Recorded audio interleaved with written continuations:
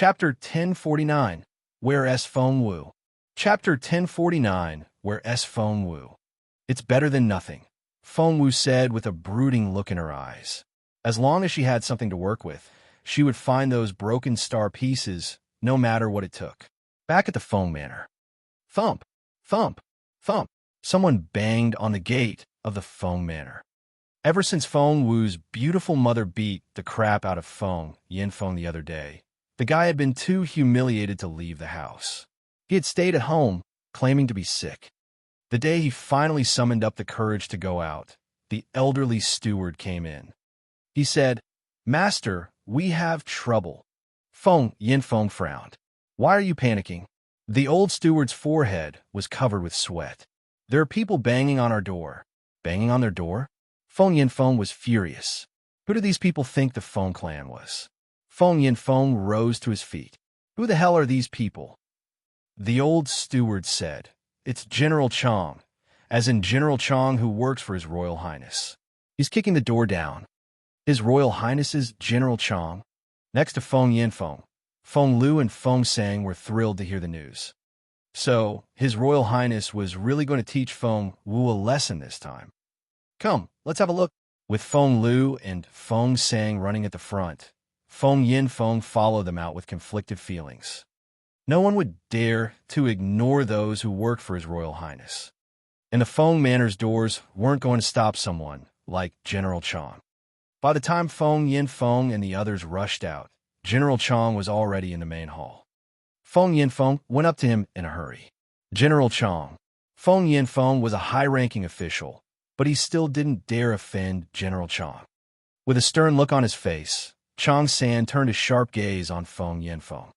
He waved at Feng Yinfeng. "Chief Feng, let's cut to the chase. I'm not here for you. Show me to Miss Feng Wu, please." So, they really were here for Feng Wu. Judging by his attitude, Feng Yinfeng didn't think General Chong would be too polite to Feng Wu. Before Feng Yinfeng could say anything, Feng Lu stepped out. "I know where Feng Wu lives. I'll show you the way." Chong San turned his sharp gaze on Feng Lu. Soon, they arrived at Fallen Star Yard. Feng Wu was at Grand Secretary Feng's place at the moment. Since Grand Secretary Feng was able to extend his spiritual essence quite some distance now, he naturally detected Chong San and his men. "You have visitors in Fallen Star Yard. I think you should go back now," Grand Secretary Feng reminded Feng Wu. Grand Secretary Feng had been telling Feng Wu Elder Xuanyuan's life story. For the better she knew her enemy, the higher her chances of victory.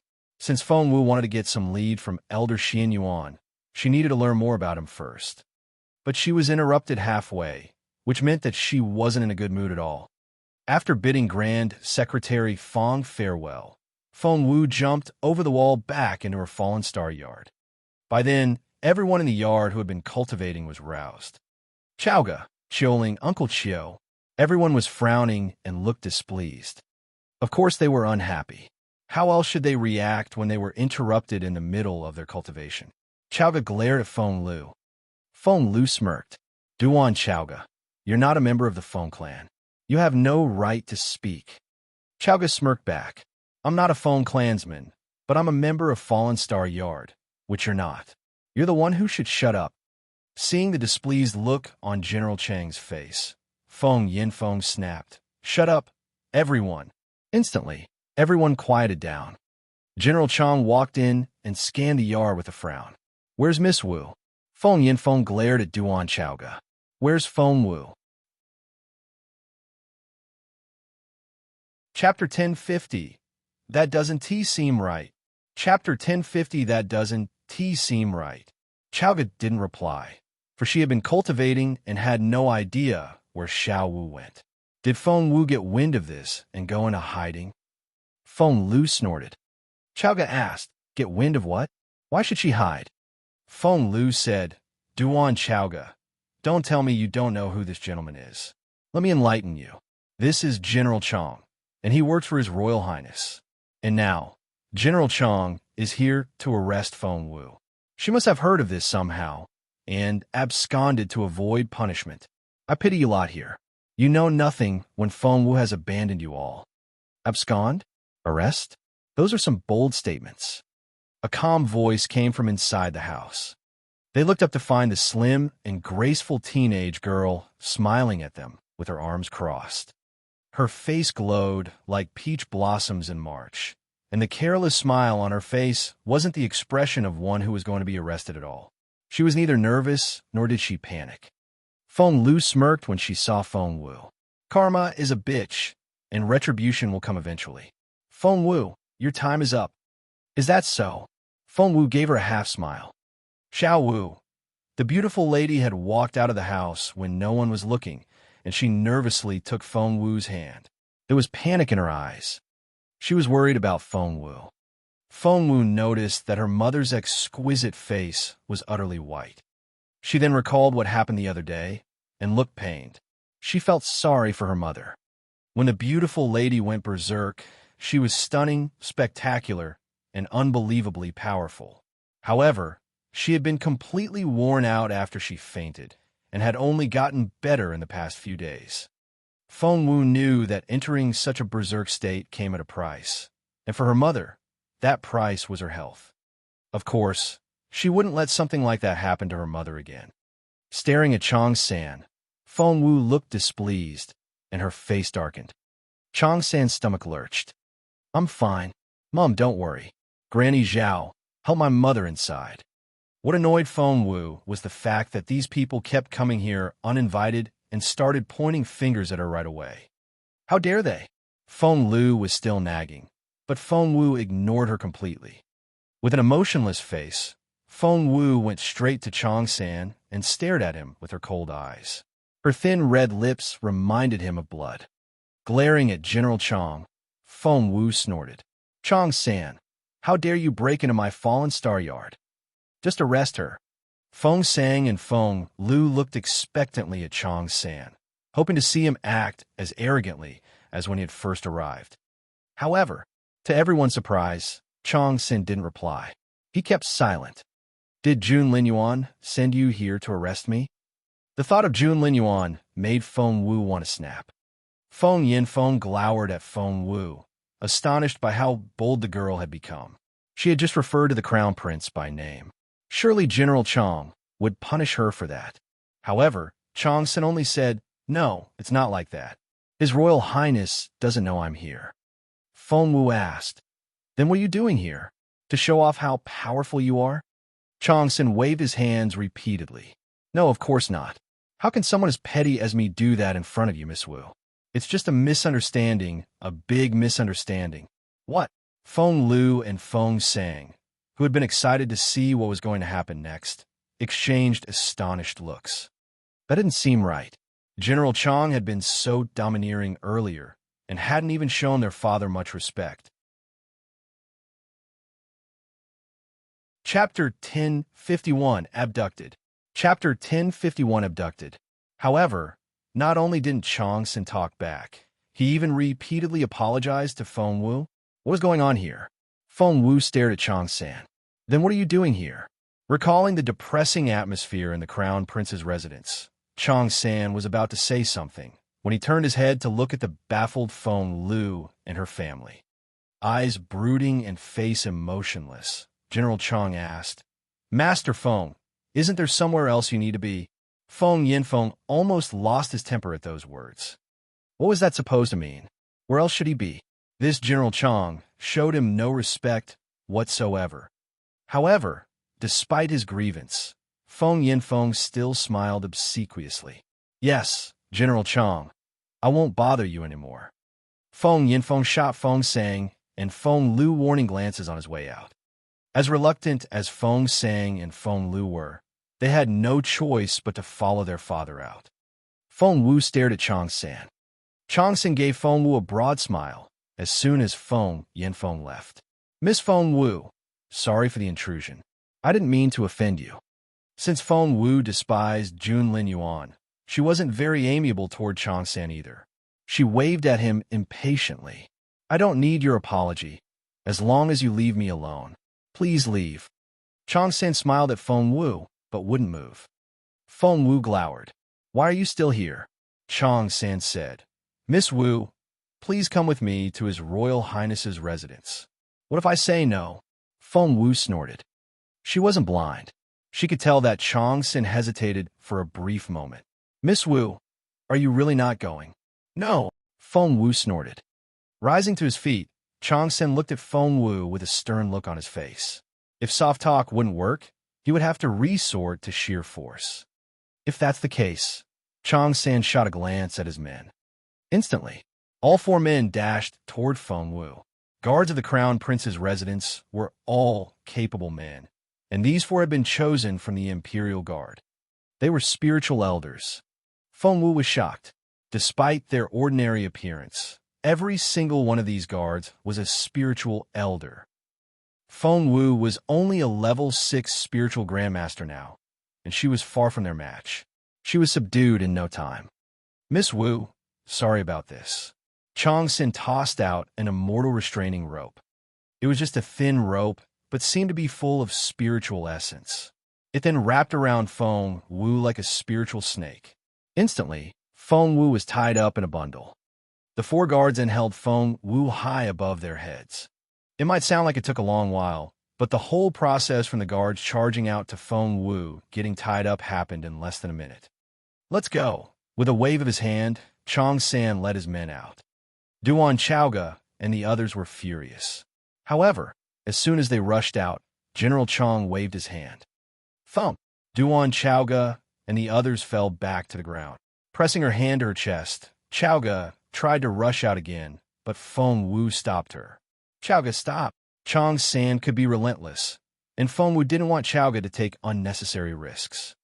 Chang San and his men were efficient. In a matter of moments, they left the Feng Manor, jumped onto their horses, and rushed toward the Crown Prince's residence.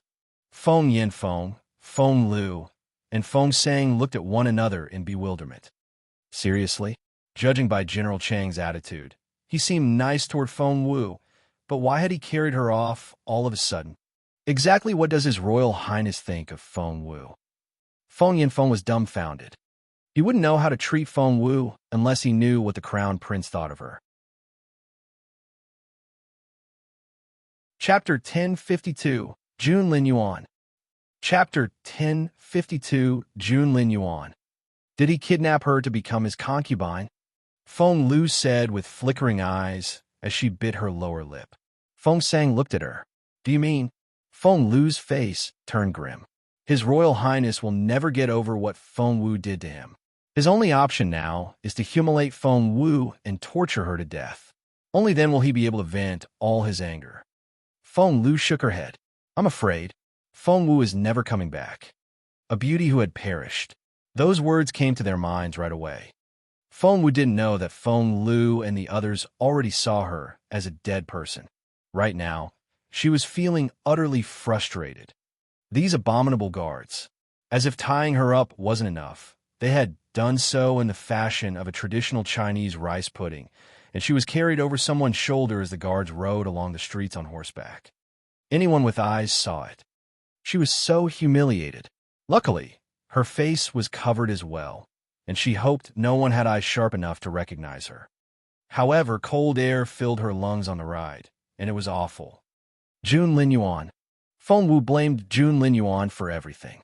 When General Chang cheerfully carried the bundled up Feng Wu to the study, Feng couldn't help but give it a second look. What's that? General Chang couldn't wait to take credit for his achievement. Mr. Feng, didn't you say that it was better for the doer to undo what they did? Here comes the doer. Feng looked astonished. Before he could react, General Chang had marched into the study with Feng Wu the rectangular bundle under his arm. Feng was speechless. He had never looked so anxious before. Granny Gong was equally shocked. The 2 old servants exchanged astonished looks. Then, they involuntarily moved away from the study until they were 100 meters away. Only then did they turn around and give Chang San sympathetic looks. Do you think we'll ever see Chang San alive again? Even someone as experienced as Granny Gong had a hard time accepting this reality. Feng rubbed his forehead. I think we'll be needing a new chief of the guards.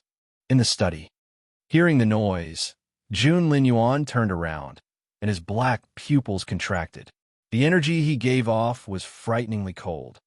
General Chang tossed Feng Wu on the ground, then saluted the crown prince. Your Royal Highness, I brought you Miss Feng Wu. Please find the enclosed subject. Feng Wu. Jun Lin Yuan's pupils contracted.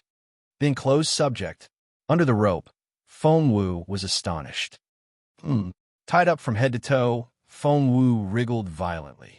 One could sense her fury even through the thick rope layers.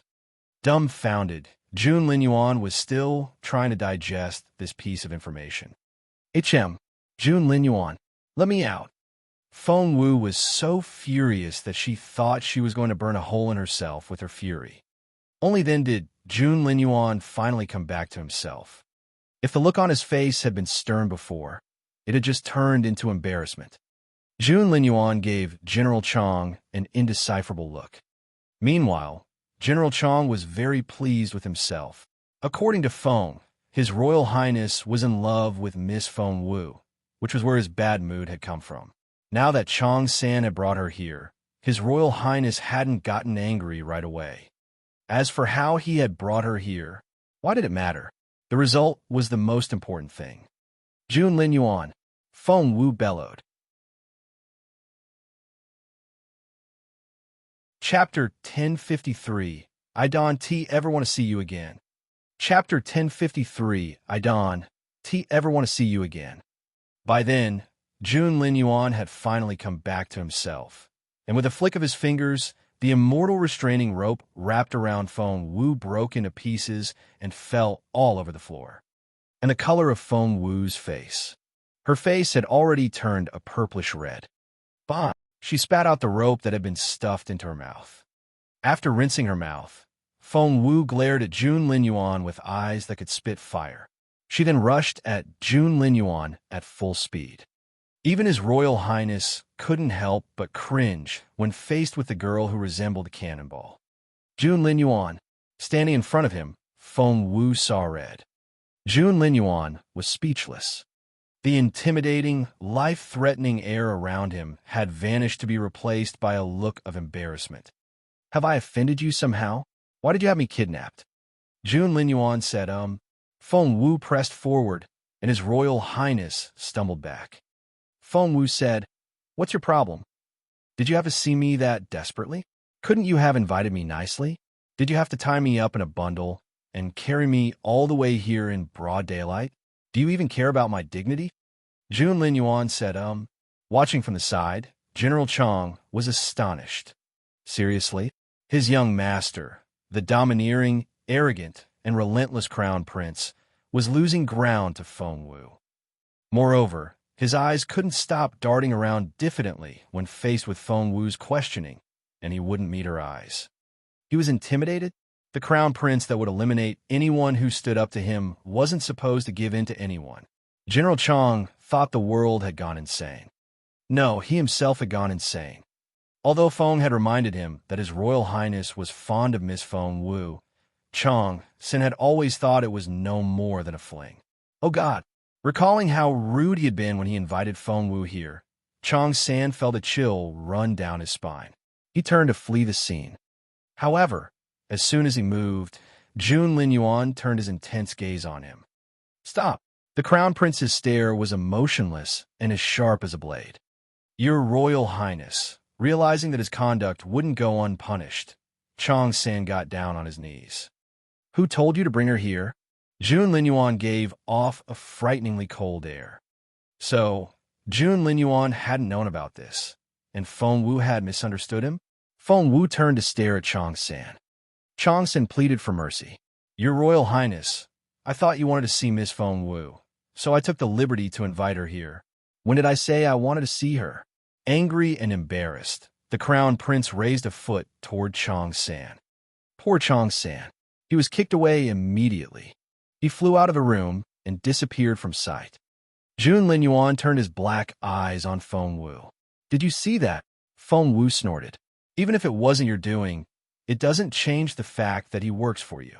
Jun Lin Yuan, you can't shirk responsibility like that. Jun Lin Yuan asked, What do you want me to do then?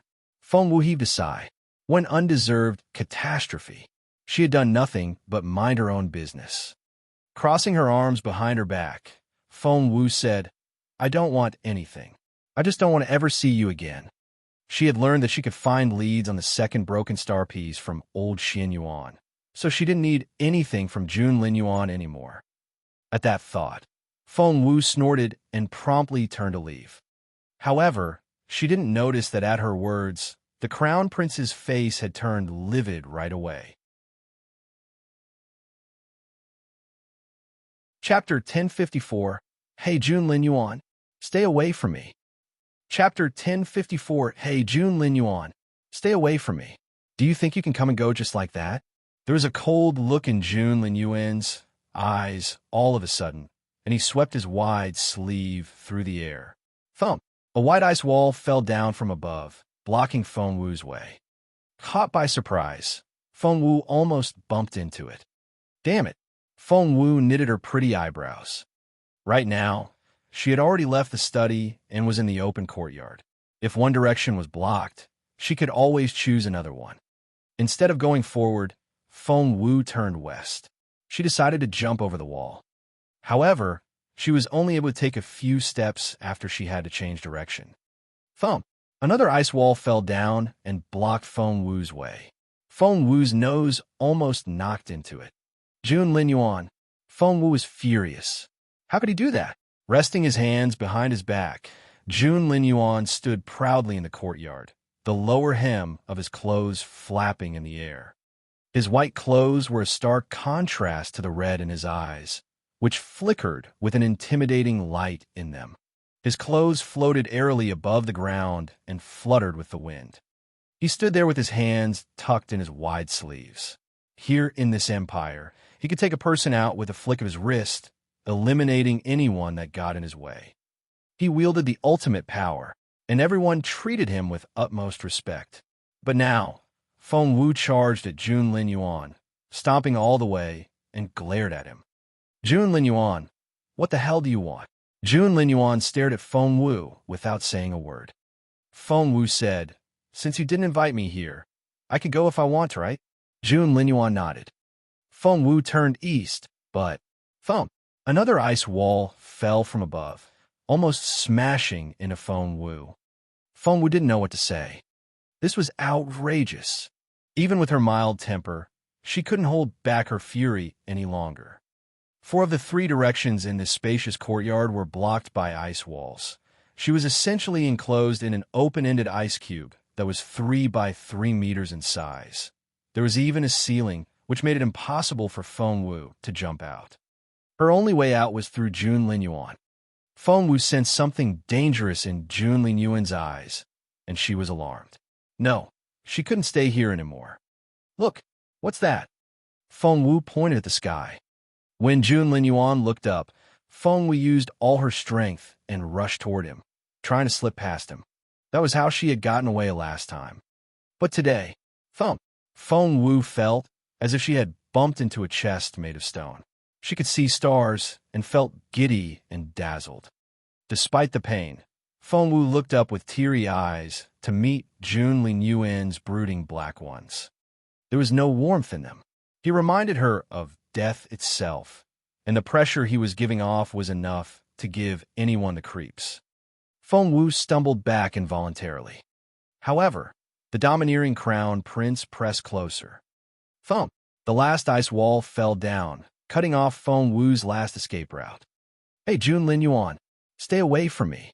The look in Jun Lin Yuan's eyes was so frightening that they seemed to be covered in a dark red color. He kept his unblinking gaze on her. It was as if she was prey, and he was the patient hunter. Feng Wu kept backing away, and His Royal Highness kept closing in on her. Because they were in the courtyard, all eyes in the residence turned in their direction. The white walls had created an enclosure in the yard, but they couldn't shut out the voices inside. Everyone was able to hear what they were saying. Chapter 1055. What are your terms, Jun Lin Yuan? Chapter 1055. What are your terms, Jun Lin Yuan? Although no one dared to go and see what was happening, it was human nature to be inquisitive. Even Feng and Granny Gong couldn't help but strain their necks and prick up their ears. Granny Gong asked, Did His Royal Highness come back to his senses all of a sudden? Feng wasn't as optimistic. I don't think so. Granny Gong looked up at the sky. Speaking of which, as soon as Miss Feng Wu got here, the clouds over our house automatically disappeared.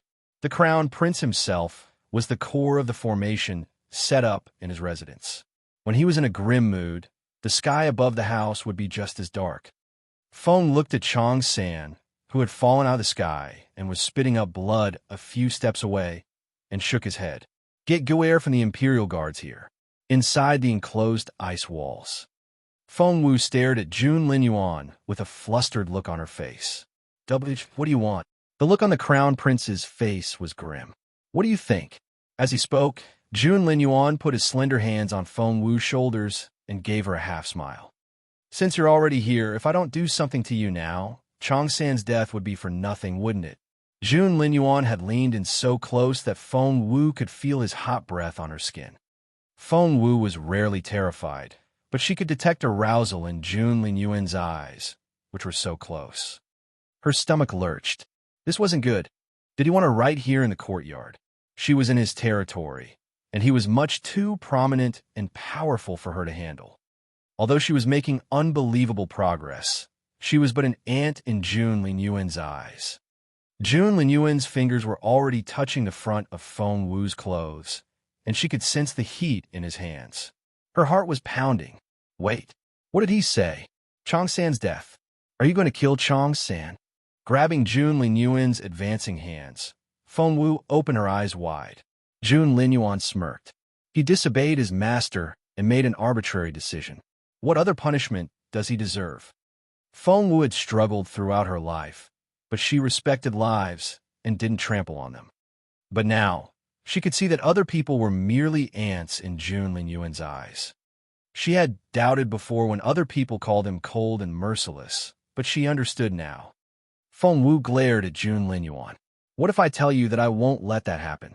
Jun Linyuan sneered at Feng Wu. Feng Wu's head spun with thoughts. From the way Jun Linyuan put it, Chong San wouldn't be in his service anymore and had to die. However, despite the rude way Chong San had brought her here, Feng Wu didn't think that was worth the death penalty. No one will employ him after I fire him. Jun Linyuan sneered. I will. How about you give him to me? The more Feng Wu thought about it, the more excited she became. What was the one thing she lacked? Power. She needed the extra manpower to protect her family in Fallen Star Yard.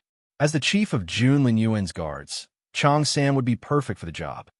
The Zhua family still wanted to kill her, and with Chong San's protection, Feng Wu was so thrilled that she grabbed Jun Linyuan's hands and looked at him with bright, sparkling eyes. Give Chong San to me. Jun Linyuan, make an offer. Anything. Feng Wu patted her chest, looking all confident. Feng could hear Feng Wu's voice, too. Granny Gong praised Feng Wu. Our future lady of the house is merciful and knows right from wrong. I like that. Feng darted a look at Granny Gong. Even someone as smart as Granny Gong had missed it. This had been a trap set by His Royal Highness, and everything was going to plan. Chapter 1056, Jun Linyuan the Fox. Chapter 1056, Jun Linyuan the Fox. That was unexpected. Their crown prince seemed to be able to think straight again now that little Feng Wu was around. Making Chong San little Feng Wu's official guard was the same as announcing the special relationship between Feng Wu and the crown prince. By using Chong San, Feng Wu would be subtly taking advantage of Jun Linyuan's reputation. However, that was a favor that would need to be paid back. Feng stroked his beard.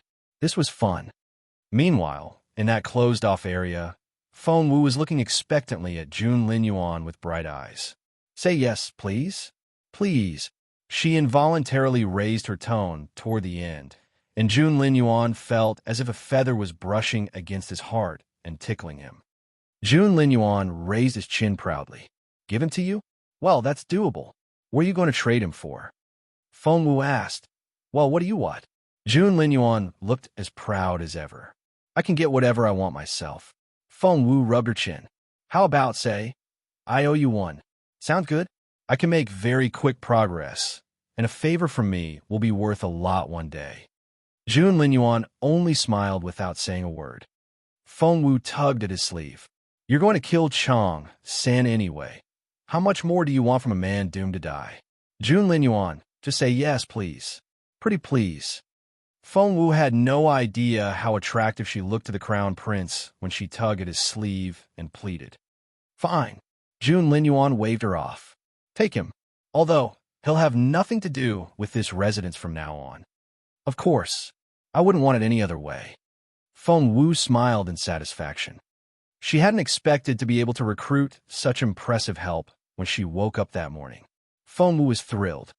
Meanwhile, Chang San had crawled to Feng's feet and was pleading with the latter to save him. Feng shook his head. You can get away with offending other people, but death is what you get for offending Miss Feng Wu.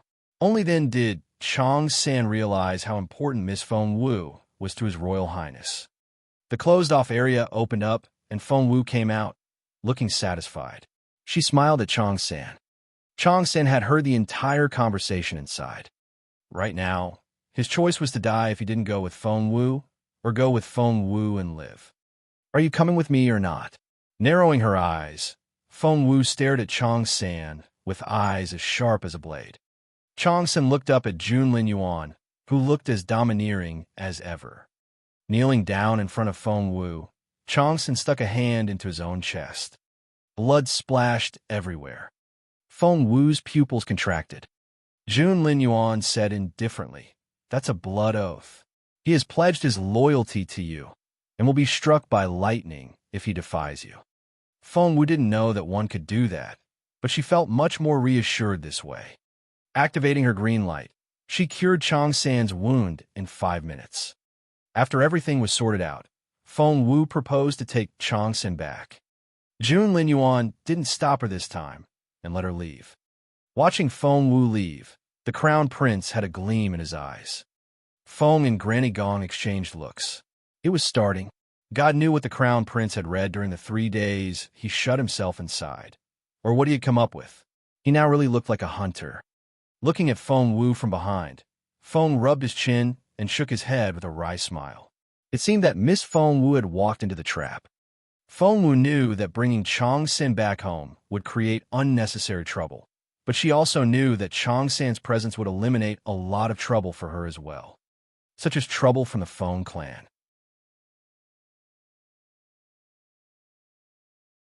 Chapter 1057, Feng Wu S back. Chapter 1057, Feng Wu S back. Feng Wu went back to the Feng clan. Meanwhile, in the Feng manor, because Feng Wu had been carried off, nearly everyone in the Feng clan thought that Feng Wu was doomed, especially Feng Sang and Feng Liu. They were doing their best to spread the rumor. Feng Wu was taken away by the crown prince's residence. Feng Wu is so dead. She's never going to get out of there alive.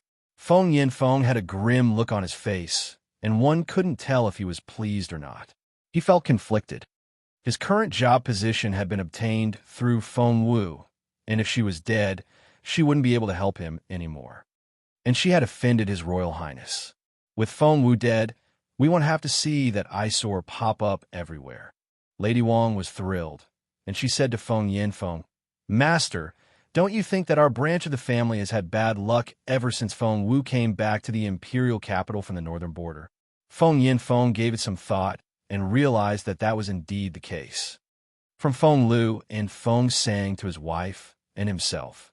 If I'm guessing correctly, Feng Wu has to be behind all this. Lady Wang snorted. Feng Liu and the others nodded. Now that Feng Wu has been carried off, there's no doubt that she'll die a miserable death. We have to make sure that His Royal Highness doesn't turn his anger on us. Lady Wang looked eagerly at Feng Yanfeng. Master, I have a suggestion, but I'm not sure if it's appropriate. Feng Yanfeng glanced at his wife. With everything that has happened, propriety is the last thing I'm concerned about. Speak. How about we remove Feng Wu's name from our clan tree, said Lady Wang slowly. Remove her name? Lady Wang went on. Master, it's His Royal Highness that Feng Wu offended. If the crown prince lashes out at us, this clan has already weakened, and we can't afford more accidents. Feng Yanfeng gritted his teeth. That Seeing that Feng Yinfeng was relenting, Lady Wang shot a glance at her children. Lady Wang was so worried. 5 years ago, when Zhuo Qingwan did that thing to Feng Wu, Lady Wang and her children had all been part of the scheme. One could say that they were part of the reason that Feng Wu was crippled. That was why Lady Wang blanched when she learned that Feng Wu had gotten her ability back. She had been on edge ever since and didn't dare leave the house. "Father, please remove Feng Wu's family from this clan. They'll only incriminate us." "Father, Feng Wu is never coming back. And in her family, her mother could potentially be trouble. We have to get rid of her." Lady Wang's eyes lit up. "Who knows when she'll go wild again? Master, when she's in that state, she's so strong that even you." Feng Yinfeng was reminded of how Lady Xuanji had thrown him around, and his face turned scarlet red. He smacked the table. All eyes were on him. "All right." There was a malicious look in Feng Yinfeng's eyes. "Just to be safe, let's wait until we receive news from the Crown Prince's residence." Feng Wu was like a cat with 9 lives. She just wouldn't die. Every time they thought she was dead, she would show up unexpectedly. That was why Feng Yinfeng decided to be more cautious. "I'll send someone to ask around." Feng Yiran turned to leave. Just then, hasty footsteps came from outside. It was the steward of the house. "Master, I've got great news." "Great news."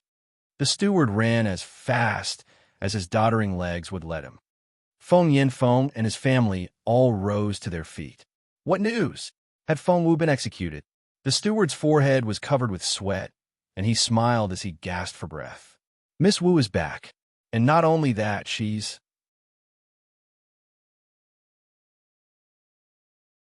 Chapter 1058.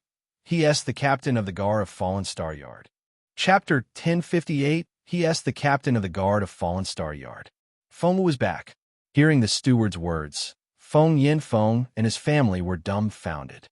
They had decided to find a way to remove Feng Wu's branch of the family from the Feng clan after His Royal Highness killed Feng Wu. Moreover, Feng Yinfeng even had some unspeakable plan for Lady Xuanji. But now, Feng Wu was back. Feng Yinfeng and his family were all astonished. However, when Feng Wu went up to them, they were even more surprised when they saw the person following her. "Gee, General Chang." Everyone stared at the person in disbelief. Only 2 hours ago, the general had charged in with a team of guards from the Crown Prince's manor, looking almighty and awe-inspiring. But now, "Xiao Wu, you're back." Something clicked in Feng Yinfeng's head, and he changed his attitude right away, greeting her with a surprised smile on his face. Feng Wu nodded and looked at the family suspiciously. It was rather rare to see this branch of the family all gathered together. What evil plan had they come up with this time? "Uncle, where are you going?" Judging by the direction in which they were headed, Feng Wu saw that they were going to Fallen Star Yard. Of course, Feng Yinfeng didn't dare tell Feng Wu the truth. Moreover, General Chang was here, and it was only natural that Feng Yinfeng greeted him first. "General Chang, I apologize for not greeting you at the front gate. I hope you're not offended." Feng Yinfeng smiled obsequiously. Meanwhile, General Chang was conflicted. Only 2 hours ago, he was still General Chang of the Crown Prince's residence, who answered to only one person. Even all the civil and military officials had to greet him respectfully. But now, his master had changed to the unwanted 5th daughter of the Feng clan. The fallen status was too huge for him to accept just yet. General Chang threw a dirty look at Feng Yinfeng. "Master Feng, are you mocking me?" "Mocking? Where did that come from?" Feng Yinfeng's eyes widened. He was so confused. General Chang looked away. Feng Wu glanced at General Chang. It seemed that Chang Sin wasn't reconciled to Jun Linyuan's decision to make him work for her. But he had no choice. He had to go with Feng Wu. Feng Wu didn't mind. She had all the time in the world, and she knew it was only a matter of time before she convinced Chang San. Feng Wu grinned. "Uncle, he's not General Chang anymore. Addressing him that way is mocking him.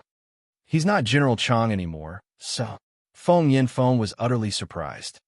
"Right now, he's Chang San, the captain of the guard of my Fallen Star Yard," said Feng Wu with a smile. "Bullshit." Feng Lu stared at Feng Wu. "General Chang, is the captain of His Royal Highness's guards. He can't be working for you. That's preposterous. What if it's real? Feng Wu smiled at Feng Lu. She didn't mind playing Feng Lu a little. Feng Lu wanted to say something, but Feng Yiran tugged at her to stop. Not everyone in this branch of the family was a fool. Feng Yiran saw that General Chang kept silent after everything Feng Wu said, and his stomach lurched. Feng Yiran said, "Is General Chang really your guard now?"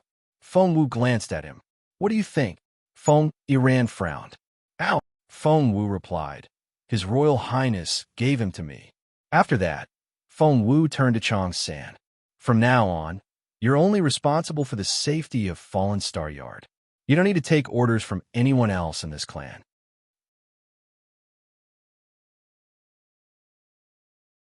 Chapter 1059, Unbelievable. Chapter 1059, Unbelievable. Chang Sen was frustrated and had an indecipherable look on his face, but he still gave Feng Wu a nod. So it was true. After Feng Wu led Chang Sen away, Feng Yanfeng and his family looked at one another in shock for a long time. How is that possible? This can't be happening. Feng Lu was the first to cry out. He's General Chang, His Royal Highness's greatest right-hand man. Why would His Royal Highness give him away just like that? They were still in too great a shock to recover anytime soon. "Sister, didn't you say that His Royal Highness was horrible to Feng Wu in Imperial College? You said he bullied her and humiliated her, right?" Feng Lu stared at Feng Sang. Feng Sang nodded. "It's true. Many of my classmates can attest to it." "Then why did His Royal Highness have General Chang come back with Feng Wu?" Feng Lu couldn't understand it. Is it possible that His Royal Highness sent General Chang here to monitor her? Feng Lu's eyes lit up. She refused to believe that His Royal Highness was into Feng Wu. Feng Sang shook her head. With His Royal Highness's power, he doesn't need to monitor her. He can just kill her. Then why? No one could figure it out, and they had distressed faces. Feng Yanfeng looked around with an authoritative expression on his face, and he said with a snort, "Not a word about what we discussed before. Do you hear me?" Before, they had been trying to figure out a way to remove Feng Wu's family from the clan, but now she had just brought General Chang back as the captain of her guard. What would they do now? Feng Yiran and the others didn't like it, but they had no choice but to accept this depressing fact. Anyway, there has to be something behind it. Feng Lu clenched her fists. In the Feng clan, people could tell how things were changing around the house. That was why a lot of the servants began to talk. "Have you noticed? Miss Wu is getting very self-important these days." "You don't say." That was the captain of His Royal Highness's guards, and she brought him back. "Do you think Miss Wu and His Royal Highness don't say stupid things?" In any case, whether they are in a relationship or not, we can all see that the head of the clan treats Miss Wu with respect now. Do you remember? When the second branch of the family came back from Northern Border City 6 months ago, all they had was a single carriage. Lady Wang could crush them at any moment, but now, Lady Wang doesn't even dare sneer at Feng Wu. I heard from some old members of the clan that the position of clan head should have belonged to Feng Wu's family. Feng Wu had no idea of the servants' reactions, but even if she did, she probably wouldn't care. Fallen Star Yard. After Feng Wu was carried off, her family panicked. Chao ran next door to ask Grand Secretary Feng for help. However, Grand Secretary Feng only smiled mildly. "Don't worry, the girl will be back in no time." Given how wise Grand Secretary Feng was, he was able to reach this conclusion based on what he knew. He realized that the Crown Prince treated Feng Wu differently. Jun Linyuan was an extremely rare genius, and Grand Secretary Feng saw great potential in him. He would love to see the Crown Prince become a couple with Feng Wu. But Grand Secretary Feng also realized that Chaogan knew nothing about it. She was furious when Grand Secretary Feng refused to help, and decided to go to the Crown Prince's residence to help Feng Wu. Before she could leave the house, Feng Wu came swaggering in. "Chao Wu, you're back." Chao threw herself at Feng Wu as soon as she saw the latter, and wouldn't let go of Feng Wu's waist.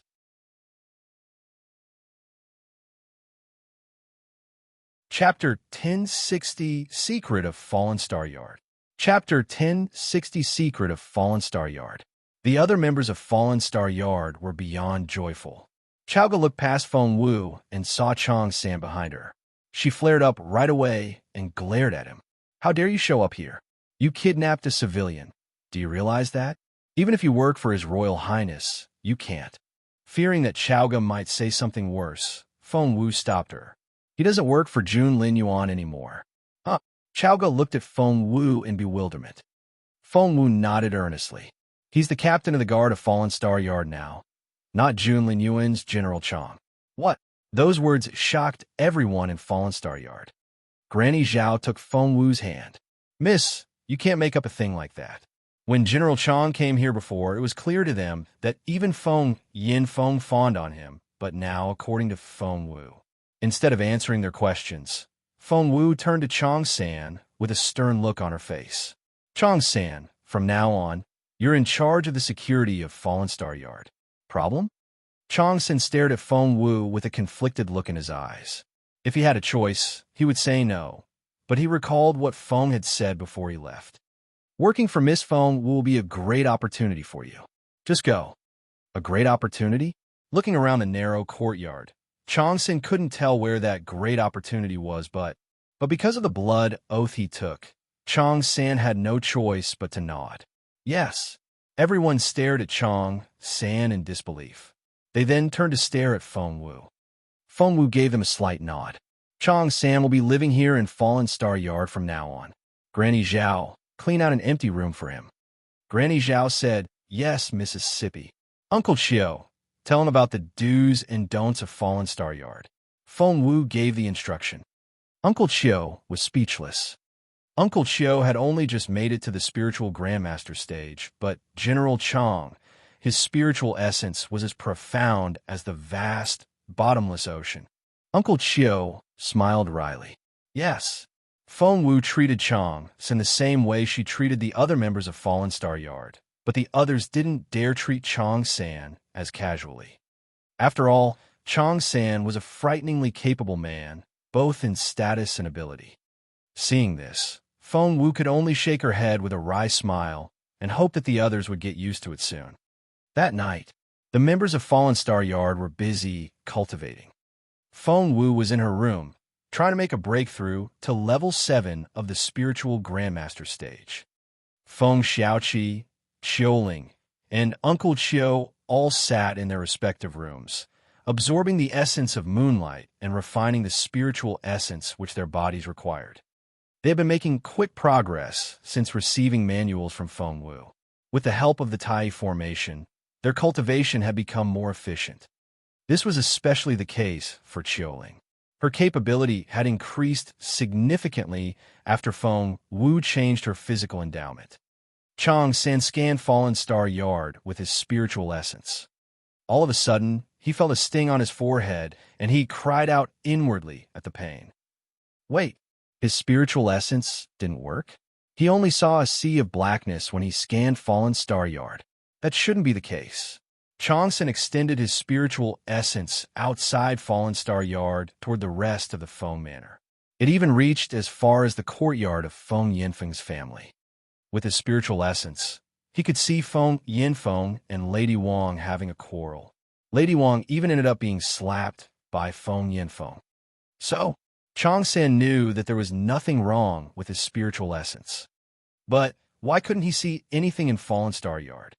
There was something strange about Fallen Star Yard.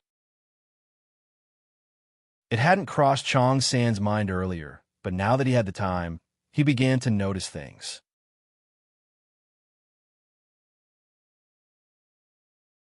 Chapter 1061, Assassination After Dark.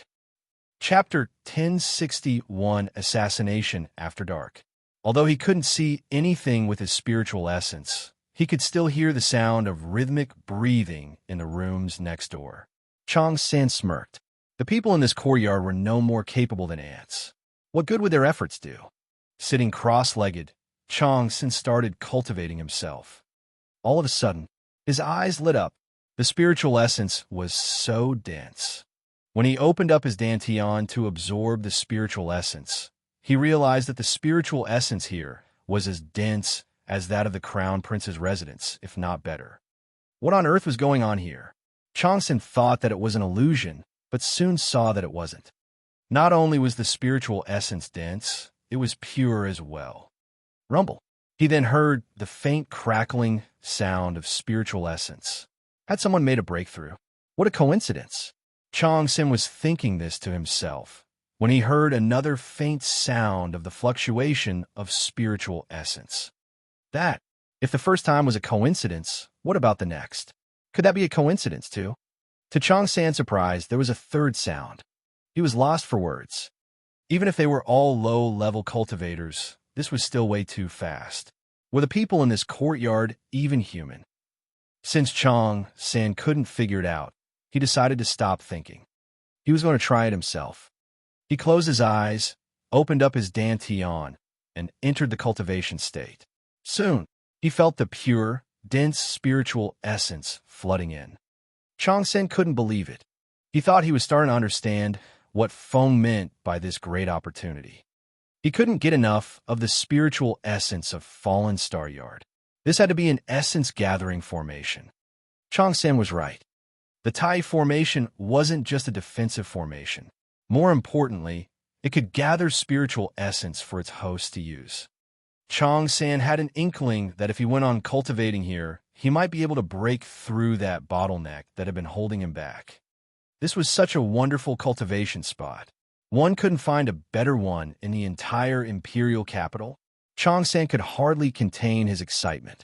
Just as he suppressed his excitement and was ready to put his mind to his cultivation, all of a sudden, he sensed something aggressive in the air. Interrupted, Changsen opened his eyes and looked displeased. 3 ghost-like shadows jumped over the wall and charged in like shooting stars. They were fast. Judging by their speed as they ran along the walls and roofs, Changsen was sure that these 3 people had reached perfection in the spiritual elder stage, at the very least. Feng Wu was only a spiritual grandmaster at the moment, and even one of these individuals would be enough to overpower her, let alone 3. Feng Wu was cultivating with her eyes closed when she heard Little Phoenix's shrill voice in her ear. "We have company." Feng Wu's eyes snapped open and shone coldly in the dark. Little Phoenix was right. They were under attack. Rising to her feet, Feng Wu moved as fast as a streak of lightning. She hid herself in a dark corner before taking out a handful of golden needles. The 3 figures were tall, short, and fat respectively, and had quite distinctive features. They ran in 2 directions as fast as they could. They headed for Feng Wu's and Lady Xuanji's rooms. 2 went for Feng Wu, and 1 ran toward Lady Xuanji's room. Feng Wu's eyes glinted coldly. As if targeting her wasn't enough, they were going to attack her mother, too. That was more than Feng Wu could bear. When the short and the fat men reached Feng Wu's door, Feng Wu gripped her golden needles more tightly. At the same time, she quietly took a dagger out of her sleeve.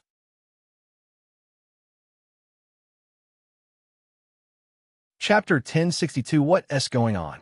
Chapter 1062 What's Going On? Crack. In the dark, the short man in black gripped the door lock.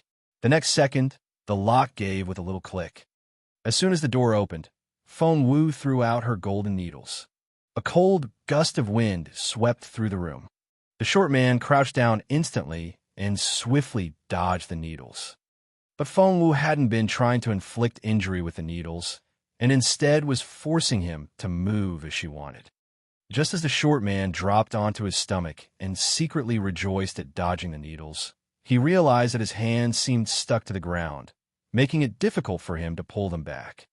But it was only difficult, not impossible.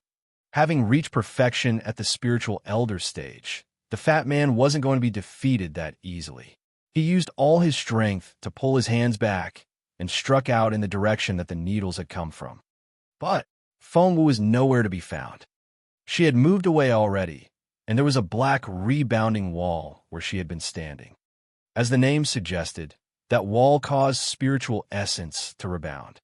Therefore, all the power that the short man had exerted was bounced back at equal force. Boom! The formidable spiritual essence rushed toward him at an unbelievable speed. Thump! The short man opened his eyes wide. How could this be? However, his instincts as a killer made him react quickly. There was something strange about this room. After his own spiritual essence bounced back, the short man ran toward the courtyard as fast as he could. Even so, he wasn't able to completely dodge the rebound. The short assassin grunted. He had clearly been injured. Beside him, the fat man was surprised to see what happened to his short colleague. Ow!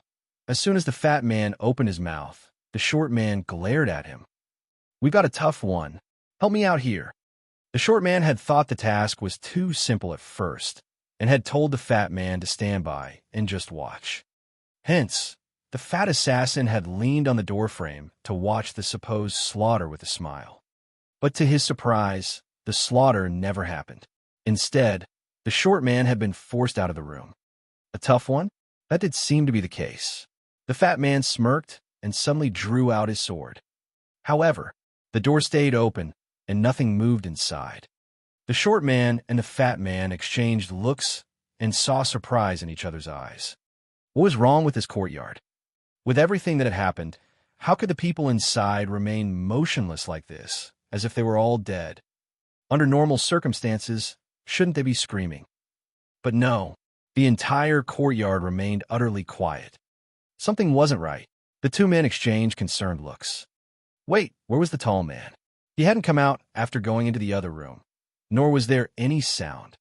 It was frighteningly quiet. The two men exchanged looks. Just then, the tall man that had rushed into Lady Xuanji's room suddenly let out an ear-splitting scream. In the silent night, that scream sent chills down their spines. What happened?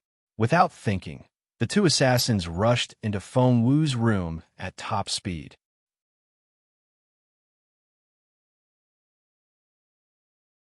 Chapter 1063, Mighty General Chang. Chapter 1063, Mighty General Chang.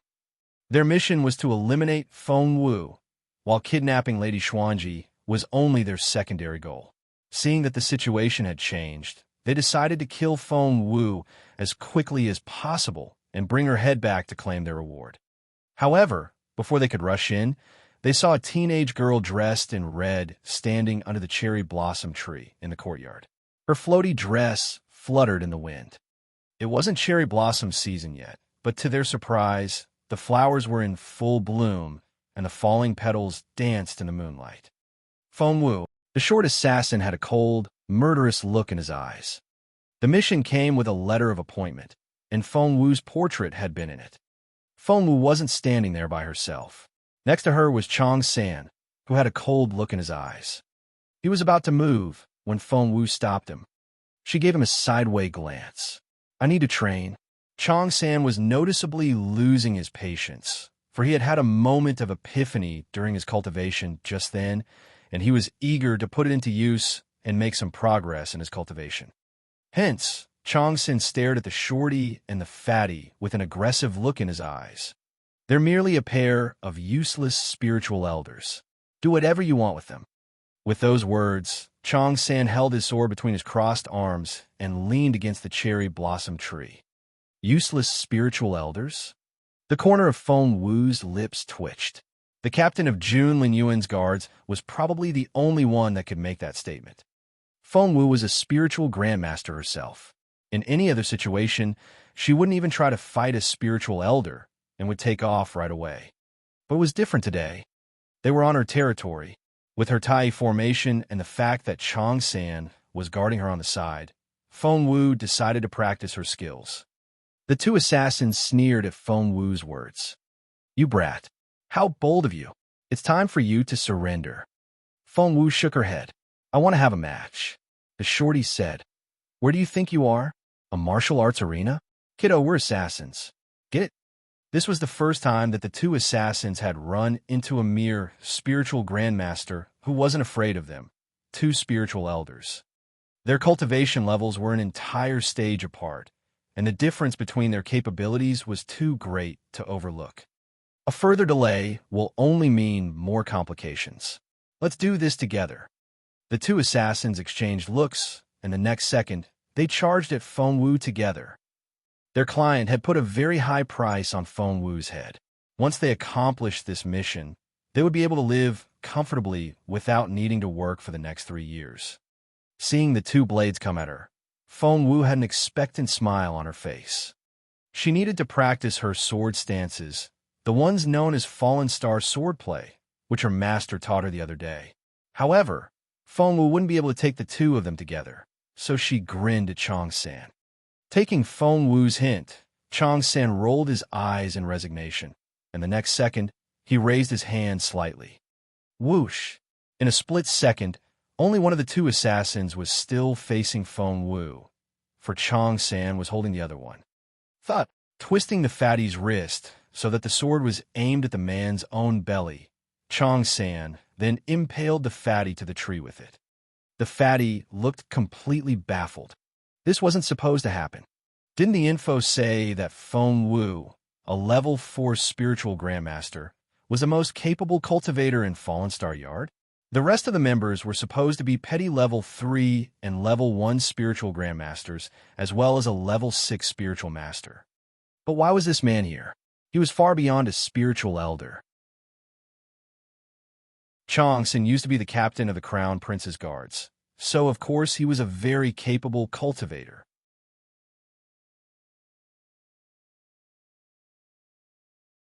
Chapter 1064. Since you already here, you may as well fight me. Chapter 1064. Since you already here, you may as well fight me. Chong San stared at the fatty with a ferocious look in his eyes and was about to snap the latter's neck. However, Feng Wu stopped him. Hold it! Chong San glanced at Feng Wu in resignation. He realized that his new master had a very different style from His Royal Highness. If it were up to His Royal Highness, these assassins would be annihilated with a snap of his fingers. He would never bother to talk to them. However, Chong San had made a blood oath to give his allegiance to Feng Wu, and he could only leave the fatty alone for the time being, despite his reluctance. At the same time, the shorty stared at Feng Wu so hard that his eyes popped out. How was that even possible? What a terrifying man. The shorty finally knew why his tall colleague had screamed like that in Lady Xuanji's room. It had to be this capable man's doing. At that thought, the shorty turned to flee. He could afford to fail a mission, but he only had one life. However, it was no longer up to him if he could leave. He tried to jump onto the wall, but while it seemed so close, it was forever in the distance, no matter how hard he tried. What on earth was going on here? Feng Wu's bone-chilling voice rang out behind him. Do you think Fallen Star Yard is a place where you can come and go as you please? She hadn't reached the cultivation level she wanted, but she had been working hard to get there. The Tai Formation, Grand Secretary Fong, General Chong. These were all things and people she could rely on. The shorty turned to glare at Feng Wu. You brat, what did you do? Feng Wu smiled. Since you're already here, you may as well fight me. I won't. The shorty glared at Feng Wu. The assassin had no idea what cultivation level the man behind Feng Wu was at, but since he could subdue his fellow assassin in one move, he had to be his spiritual lord at least. How was he supposed to fight this girl with that man around? He won't interfere. Feng Wu walked toward the shorty with a grin. You mean it?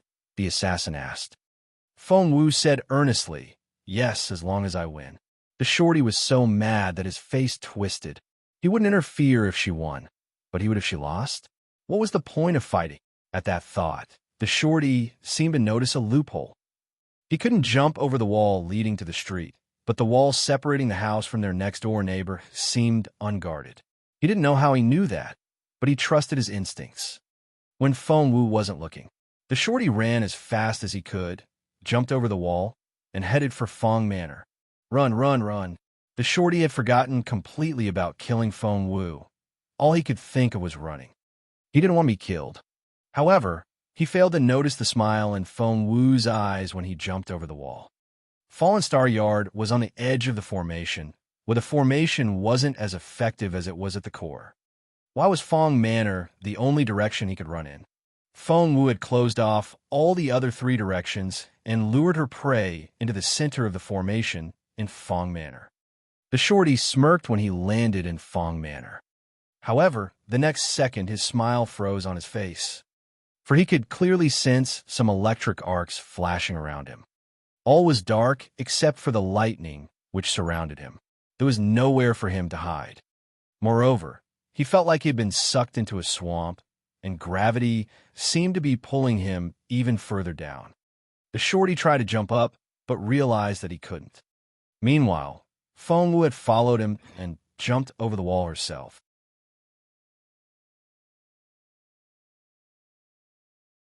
Chapter 1065. Did she win? Chapter 1065. Did she win? Seeing the malicious look in the shorty's eyes, Feng Wu smiled. Keep running. Why did you stop? The short assassin was full of despair. He had been so confident when he came here today to kill Feng Wu, but he had lost 2 companions before they could achieve anything. Realizing that he had nowhere to go, the shorty drew out his sword and struck at Feng Wu at an impossible angle. He had figured out, with that mighty cultivator around, he had no hope of winning. In a situation like this, his only way out was to take Feng Wu hostage. However, when he struck at Feng Wu, he realized that his power had been suppressed. He had reached perfection in the spiritual elder stage, but had now regressed by an entire level. That was to say, he was a level 7 spiritual grandmaster now. How was that even possible? The shorty was astonished. Exactly what strange place had he set foot in? How could such a frightening thing happen? Feng Wu smiled. Welcome to my Tai formation. Your power has been reduced by an entire level. Now we can start. She struck out. During those 7 days, Feng Wu was only able to master 3 stances of Fallen Star swordplay. The first stance of Fallen Star swordplay, Sword of the Otherworld. Feng Wu's sword swept through the air, blowing cherry blossom petals down from the tree. The shorty grinned maliciously. Even when I'm a stage weaker, I'm still more than you can handle. His blade glinted. Clank! The blades clashed, sending sparks into the air. Feng Wu stumbled back 7 steps, but the shorty was only pushed 1 step back. He looked surprised. Aren't you a level 4 spiritual grandmaster? From that strike, he could tell that Feng Wu was more than that. Feng Wu smiled. A level 4 spiritual grandmaster? I haven't been that for quite a while. She was right. The assassins had been sent by the Zhou family, for they knew what cultivation level she was at. After that assassin failed in the alley, they hadn't waited long to send another one. A fierce look flickered in Feng Wu's eyes. The Zhou family was almost impossible to guard against. The second stance of Fallen Star swordplay, Dancing Dragon in the Moonlight. Feng Wu had been pushed back 7 steps to counteract the impact of the shorty's strike, and she now dashed toward him, swift as a ghost. The next second, Feng Wu nimbly moved her wrist and stabbed at the shorty's heart. It was so fast, and the angle she struck at was impossible to defend against. The shorty had a ferocious look in his eyes, and his face twisted. Shielding his chest with his sword, he sent a streak of sword energy at Feng Wu. Clang! There was another violent fluctuation of energy. Feng Wu stumbled back 3 steps. This time, the shorty did the same. He stared at Feng Wu in disbelief. How could this happen? He had been winning just then, but why were they exerting the same level of energy all of a sudden? He was sure that he was still performing like a level 7 spiritual grandmaster. If the shorty had looked down on Feng Wu in the beginning, he was on the alert now. Her expression unmoved and her gaze calm. Feng Wu raised her sword. In the Tai formation, immense spiritual essence gathered around her, and invisible sword energy spread out from her. All of a sudden, the shorty looked scared. Shit, that sword energy was so terrifying. At that moment, Feng Wu raised her flaming sword. The third stance of Fallen Star swordplay, Fatal Thunder. After Feng Wu's furious cry, tremendous sword energy rushed toward the short assassin. He had thought that he would be able to withstand her attacks, but at that moment, fear filled his eyes.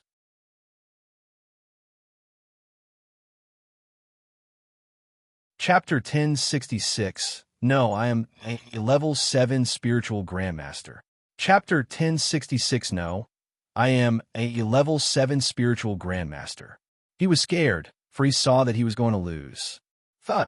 Feng Wu's sword pierced his belly. Feng Wu could have stabbed him in the heart, but she didn't, for she had plans for him. Ew! Blood gushed out of the shorty's mouth. He turned to stare at Feng Wu with a look of disbelief. He couldn't believe it. He had lost to a girl. Holding the hilt, Feng Wu pulled flaming sword out. There was the sound of splashing blood. Just then, Feng Wu felt something click inside her. Was this happening? She could make a breakthrough just like that. Without thinking, Feng Wu stuck flaming sword into the ground, then sat down cross-legged. With Changsan's protection, the shorty wouldn't get the chance to harm her. Feng Wu had crippled the short assassin, and he lay crumpled on the ground and watched blood ooze out of the hole in his stomach. He could sense the life draining slowly from his body. Overwhelmed by a mix of rage, regret, and frustration, he turned to look at Feng Wu. He was surprised by what he saw. He thought that Feng Wu was going to kill him, but at that critical moment, Feng Wu sat down cross-legged. What is she doing? The next second, the shorty was dumbfounded. A breakthrough. That girl was making a breakthrough after fighting him, and she was doing it in front of him. A breakthrough was exactly what Feng Wu was having. She had already reached perfection as a level 6 spiritual grandmaster and was very close to level 7. She had been waiting for a chance, and the fight tonight had inspired her. Hence, Feng Wu sat down and began to make a breakthrough, ignoring the fact that the assassin was still there. There was the sound of the fluctuation of spiritual essence. Xiao Wu, are you a level 6 spiritual grandmaster now? Resting her arms on the wall, Xiaoga looked at Feng Wu in excitement. Feng Wu smiled. No, I'm a level 7 spiritual grandmaster now. Xiaoga was speechless. She had no idea when Xiao Wu became a level 6, to say nothing of the fact that she had become a level 7 in such a short time. Xiaoga had thought that she was making quick progress, but her speed was nothing compared with Feng Wu's. No. Without another word, Xiaoga turned to run off. Where are you going? Feng Wu was bewildered. To work on my cultivation. Xiaoga clenched her fists and left after those words. They were all still junior cultivators, and the difference in their capabilities wasn't that great. It would grow bigger as they became stronger. Xiaoga feared that she might not even be capable enough to be Feng Wu's friend anymore. Xiaoga wasn't the only one stunned by Feng Wu's breakthrough. After hearing this, the others all ran back to their rooms and started cultivating. The shorty watched with his mouth agape. Was everyone in Fallen Star Yard that diligent? Getting to her feet, Feng Wu clapped her hands and smoothed out the non-existent wrinkles in her clothes. Then, she crouched down in front of the shorty and stared at him with a half-smile. You can start talking now. About what?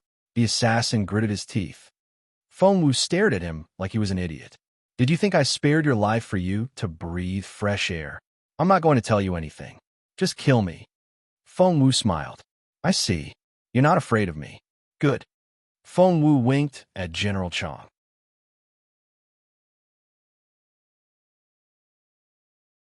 Chapter 1067, This Terrifying Teenage Girl. Chapter 1067, This Terrifying Teenage Girl.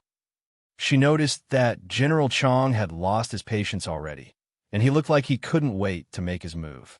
As soon as Feng Wu rose to her feet, General Chang went over to the assassin. The general was as capable as befitting someone whom Jun Linyuan had taught himself. In less than 5 minutes, the torture made the shorty wish he was dead. He gave Feng Wu everything she wanted to know. Someone found the flying guillotine and put a price on your head. The reward is as much as 100,000 top-grade spiritual stones. 100,000? Top-grade spiritual stones. Feng Wu rubbed his chin. I didn't know I'm that expensive. General Chang glanced at Feng Wu. The flying guillotine always charges a lot. 100,000 is just slightly higher than the standard price. Feng Wu didn't know what to say. These three are spiritual elders and are levels 7, 8, and 9 respectively. This is the second attack. I won't be surprised if there's a third wave. You better be prepared. Feng Wu asked, there's more. General Chang nodded. The mission is to kill you, but it's failed. With these 3 dead, the flying guillotine will reevaluate you.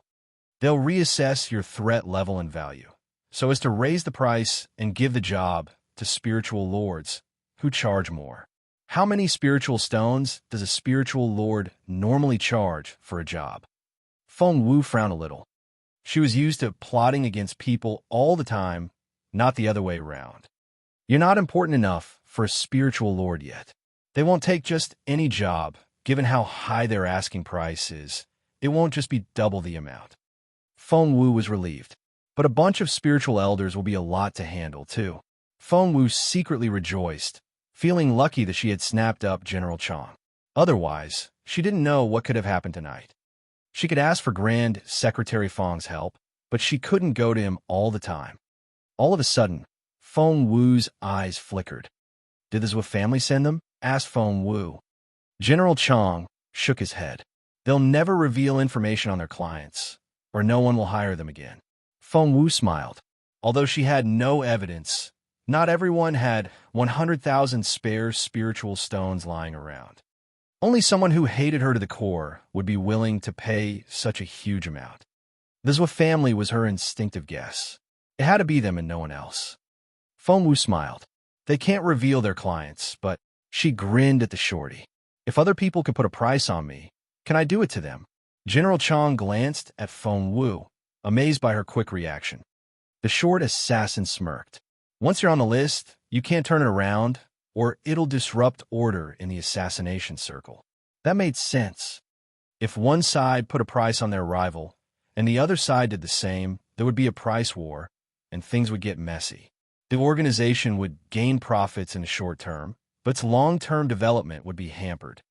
All right, Feng Wu was able to pick up the implication immediately. "I can't put a price on them, but someone else can, right?" The shorty nodded, and couldn't help but pity the people who had hired him. This terrifying teenage girl wasn't as harmless and weak as assessed by his organization.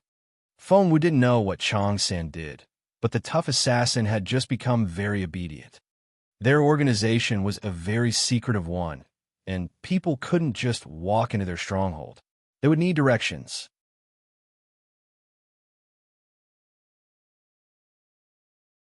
Chapter 1068, The Dark World. Chapter 1068, The Dark World. Clearly, Feng Wu's threat worked, and the shorty had no choice but to tell her how to find his organization. "Go to the grocery store at the end of the 3rd alley on East Avenue and ask for Guan 7.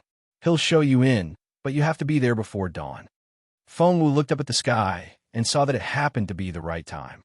She nodded a little, then went back to her room. "What about these two?" Chang San's voice came from behind her. Feng Wu smirked. "They try to kill me. Killing them would be too good for them. Just leave them in the Tai formation. They'll become human fertilizer." Human fertilizer? Both the assassins who were still alive stared at Feng Wu in disbelief. What did she mean by human fertilizer? Feng Wu smiled. Exactly what it sounded like.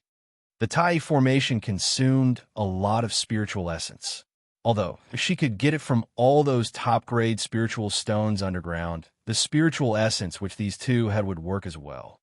Feng Wu put on her disguise, and soon, she was unrecognizable. Chang Sen stared at her in astonishment, unable to recognize this ordinary, sallow teenage girl who looked no different from the rest of the crowd. Feng Wu waved at Chang San. "You don't need to come with me. I'll be exposed if you show up." Although the news hadn't gotten around yet, once everyone learned that Chang San was the captain of her guard, they would easily make the connection. Chang San asked, "Are you sure?" Feng Wu waved him off. "It's fine. Stay here. No one will recognize me when I look like this." Convinced, Chang San nodded. In the dark, Feng Wu moved as nimbly as a cat and soon disappeared into the night. At the end of the 3rd alley on East Avenue, there was a small orange lamp. Feng Wu didn't know that assassins could run their business in an actual store, let alone on East Avenue, the busiest street. That was interesting. Feng Wu was intrigued by the mysterious boss of the flying guillotine. Following the shorty's instructions, Feng Wu knocked on the door. 3 long knocks and 2 short ones, repeated 3 times. After the knocking, a quiet voice asked on the other side of the door, It's the middle of the night. Who is it? It sounded like a standard question, but it contained some secret information. Answer incorrectly, and one would only be welcomed by an ordinary shop assistant. The correct answer, on the other hand, would lead you to an assassin organization. Fengwu used a husky voice. I've come from afar, and I asked for a bowl of water. It had to be those exact words in that exact order. As expected, the door opened with a creak after those words. Fengwu didn't look around after she walked in, but only glanced at both sides out of the corners of her eyes. The layout looked like a grocery store. The shelves were lined with daily supplies and looked perfectly normal.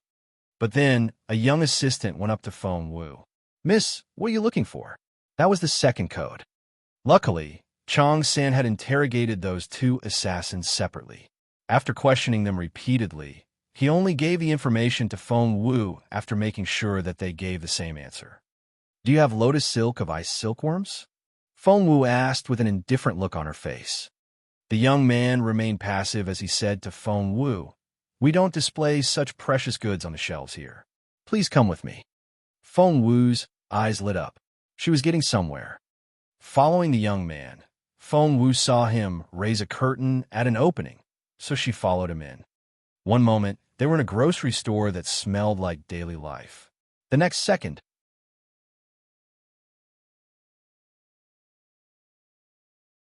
Chapter 1069, The Girl from Frozen Forest 1. Chapter 1069, The Girl from Frozen Forest 1. Fengwu felt an eerie, chilly air surround her. On the other side of the curtain was a world of light with rich colors, while on this side lay a cold, dark world. The moment Fengwu stepped into this dark world, for some unknown reason, she was secretly excited. Guided by the young man, Fengwu arrived at a small dark hut. It was narrow and unlit except for a single dim lamp on the bar counter in front of her. The bar counter was quite high and almost reached Fengwu's chest. It looked a lot like a pawn shop. Behind the counter sat a person, whose face was hidden in the dark. Fengwu couldn't see it clearly, but she could tell that the person was elderly. Young lady, please fill in this form. Fengwu took the form and read it. She was supposed to fill in things like the person she wanted to kill, their capability, background, and so on and so forth. Who should she kill, then? In fact, Fengwu had been thinking about that question on her way here. If it were up to her, she would have Zhuo Ming killed. With their clan head gone, the Zhuo family would be much less of a problem. Therefore, Fengwu filled in the form with Zhuo Ming's information. Once the form was filled, Fengwu put the pen back on the pen rack. She then blew the ink dry and handed the form back. Zhuo Ming's name was big and clear. The old man in the dark took the form with scrawny fingers, and soon there were some clacking sounds. Resting her hands on the counter, Fengwu stood on tiptoe and looked into the shadows. That was strange. There was a light, so no matter how dark the shadows were, she should be able to see his features a little. But this man didn't seem to have any facial features at all. The eerie, grim, and dark atmosphere and cold wind gave one the creeps. But Fengwu was a bold girl. Instead of being scared, she secretly reveled in it. Before long, the sound of the clacking abacus stopped. Soon, the filled form was handed back to Fengwu. At the bottom of the page was the price of this contract. Seeing the number, Fengwu's pupils contracted and she felt like crying out. That was so expensive. The flying guillotine was as efficient as they were said to be. That was quick. Fengwu stared at the mysterious man inside in astonishment. That's a lot of money. Fengwu had thought the 100,000 top-grade spiritual stones on her was already a high enough price, but the price on Zhuo Ming was. You still have 2 more chances. The old man spoke in a cold voice. Fengwu's expression clearly said that she couldn't afford it. Fengwu scratched her head. Well, she wouldn't be able to pay for it, even if she dug up all the spiritual stones under Grand Secretary Feng's house. So, Zhuo Ming could wait. She would do it herself someday. Since she had 2 more chances, an idea struck Fengwu. How about Zhuo Qingwan? Fengwu wrote quickly. Before long, she filled in Zhuo Qingwan's information and handed the form in. The mysterious man glanced at the form and started calculating on the abacus again. The clacking sound got louder. It seemed to go on forever. Feng Wu was a little more hopeful, thinking that since Zhuo Qingluan was still a spiritual grandmaster, she wouldn't be too expensive to kill. The man spent a little less time with this form. About 5 minutes later, the piece of paper was handed back. Feng Wu felt like crying out when she saw the number this time. That's so expensive. But why? Feng Wu couldn't accept it.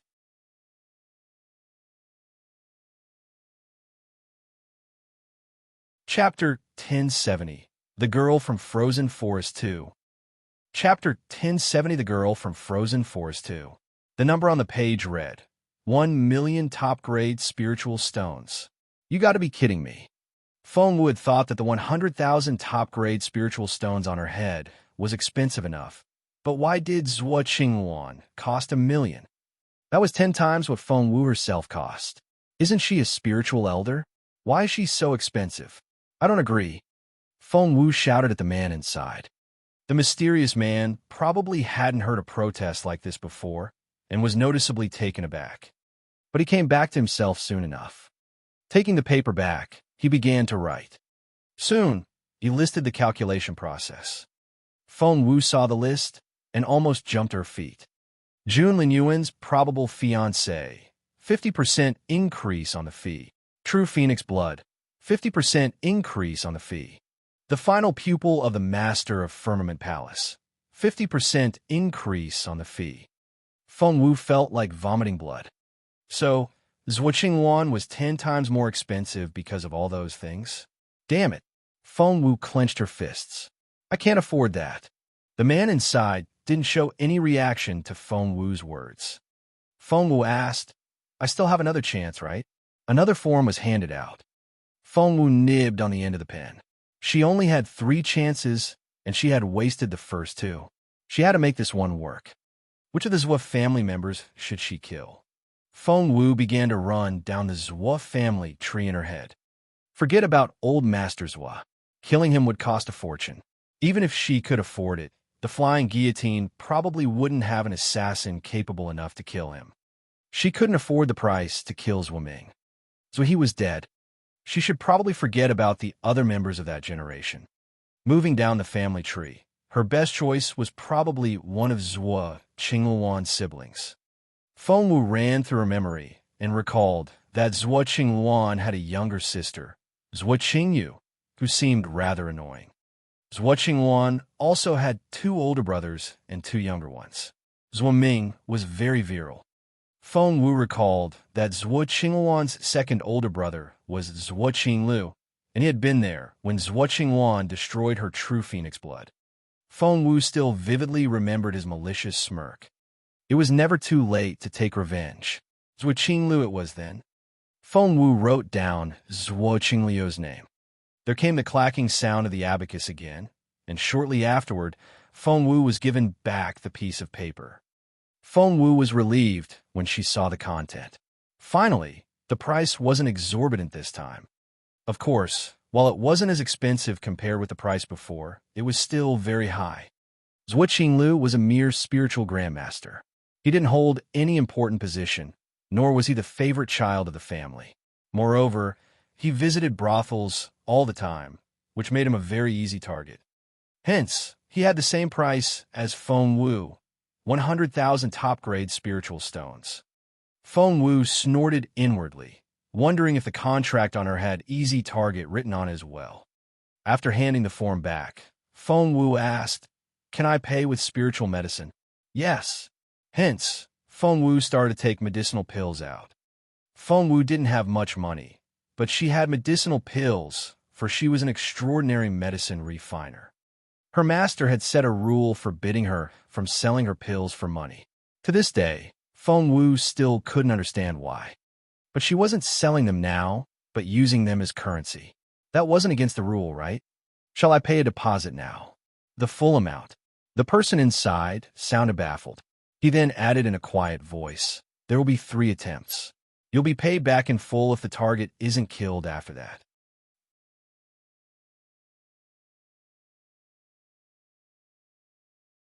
Chapter 1071. The Girl from Frozen Forest 3. Chapter 1071 The Girl from Frozen Forest 3. Good. Feng Wu gathered all the spare medicinal pills she had and was able to raise 100,000 top-grade spiritual stones worth. She then handed them over. It'll be done in 7 days, the voice said quietly before Feng Wu left. Feng Wu smiled a little. It was expensive, but if Zhuoming knew that his family was being hunted by the flying guillotine as well, would he put a price on other people's heads so casually after this? It was the break of dawn when Feng Wu was ready to go home. The sky had just started to brighten up, though it was still dim outside. Along the silent street, a figure as nimble as a cat jumped from roof to roof at top speed. Right at that moment, all of a sudden, Feng Wu felt a streak of spiritual essence sweep over her. That was... Feng Wu looked down to find a carriage racing along the street. She had no idea who the passenger was, but that streak of spiritual essence definitely came from inside the carriage. Feng Wu stared at the carriage. It was lit up from inside by 2 lanterns. They had the insignia of Northern Feng Mansion on them. Could it be Lady Northern Feng, her godmother? Feng Wu wondered if she should go down and say hello. However, it was Feng Sun inside, not Lady Northern Feng. Feng Sun had just gotten back from the suburbs, where Master Lingu lived. He was covered with sweat after a long night of training and was dozing off in the carriage. He wanted to go back home more than anything else so that he could lie down and sleep. The training was a rough stretching session, which was so intense that all his tendons were cramping, and he was almost crying at the pain. It just so happened that Feng Sun had a nose sharper than a dog's. He was resting with his eyes closed when he caught a faint scent. A scent. It was so familiar. Nothing would have happened if Feng Sun had let it pass. That way, Feng Wu would be able to go home as planned, and so would Feng Sun.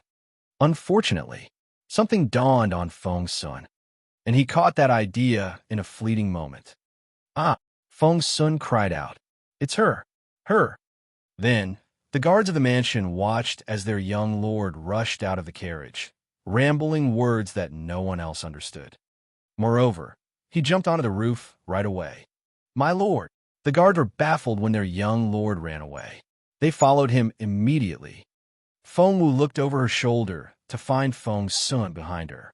She smiled and was about to greet him when Feng Sun ran toward her, roaring, You ugly girl! I finally found you! Stop right there! Feng Sun's words were a thunderclap in Feng Wu's ears. Ugly girl. Feng Wu saw the light right away. She wasn't dressed like the ugly girl from the forest of northern Border City before, but she had the same sallow skin, which was created by the same cream. Ugly, stop. I know the smell of the cream you use to cover your face. It's you. Stop running. Feng Wu knew what this was about before Feng Sun finished talking. The cream had given her away. And Feng Sun. The last thing Feng Wu would do right now was say hello to him.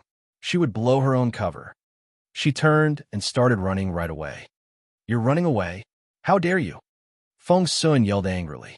He couldn't believe this was happening. Feng Sun recalled everything that had happened in frozen forest of northern Border City. He had been so nice to that girl.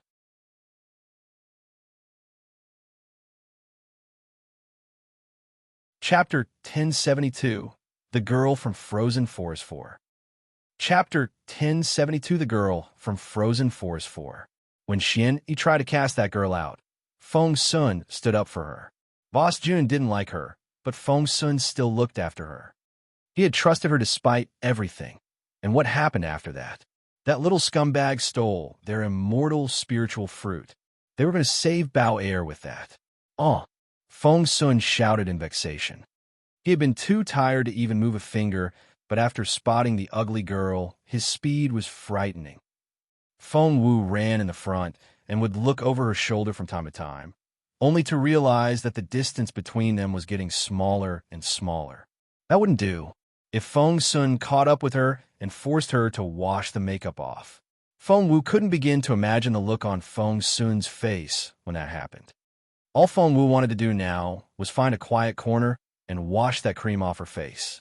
That should do the trick. Feng Wu was pondering that idea when, thud, from close behind, Feng Sun hit her with something. Instantly, a stench filled Feng Wu's nostrils. Feng Sun guffawed. Ugly girl, I bet you're thinking about finding a place to wash that disguise cream off your face, so that I won't find you. Am I right? Feng Wu threw a dirty look at Feng Sun over her shoulder. The look on her face reminded Feng Sun of an angry bunny, and he cracked up. That's a stink bug, and that smell will stay on you for the next 24 hours once it hits you. Ha ha ha. You won't be able to hide from me. Feng Wu was infuriated. Was she supposed to give in just like that? Never. But if she kept running in a straight line over the roofs, Feng Sun was sure to catch up to her. She had to get to the ground. The winding alleys were her only hope. At that thought, Feng Wu leapt, moving as fast as a streak of lightning. She jumped off the roof and rushed into a house on her left up ahead. Feng Sun smirked. Where do you think you're going? Feng Sun's guards had caught up to him and were following him with loud footsteps, which woke many people at this early hour. Feng Sun turned around and told his guards, Go tell Xian II and Boss Jun that I've found the ugly girl. Get them here ASAP. He didn't dare to treat this lightly. After all, a chance like this didn't happen every day, and he couldn't afford to lose her again. It hurts. Taking a deep breath, Feng Sun realized that his muscles were sore from head to toe, and he felt really weak. She just happened to show up on the day he had an intensive stretching session. Otherwise, Feng Sun was convinced that he would have caught the stealthy girl if his condition was as usual. Jumping into the back garden of a house, Feng Wu wanted to hide, but the smell was so strong that she knew she wouldn't be able to get away with it. Involuntarily, Feng Wu reached into her ring space to look for some pills. She remembered that she had made some air freshener, but never got around to using it. That was why she had left it in some remote corner. Her search came back empty. She searched again and still found nothing. Feng Wu smacked her head in frustration. She remembered now. She had indeed made some air freshener and left it in a corner, but a moment ago, when she had tried to pay for the bounty, she took out all her spare medicine, and that air freshener had been in the pile. At that thought, Feng Wu wanted to smack her own head. That was so. Ugly girl, you're not getting away. Just then, Feng Sun jumped off the wall as well and dashed at Feng Wu. However, just before he reached her,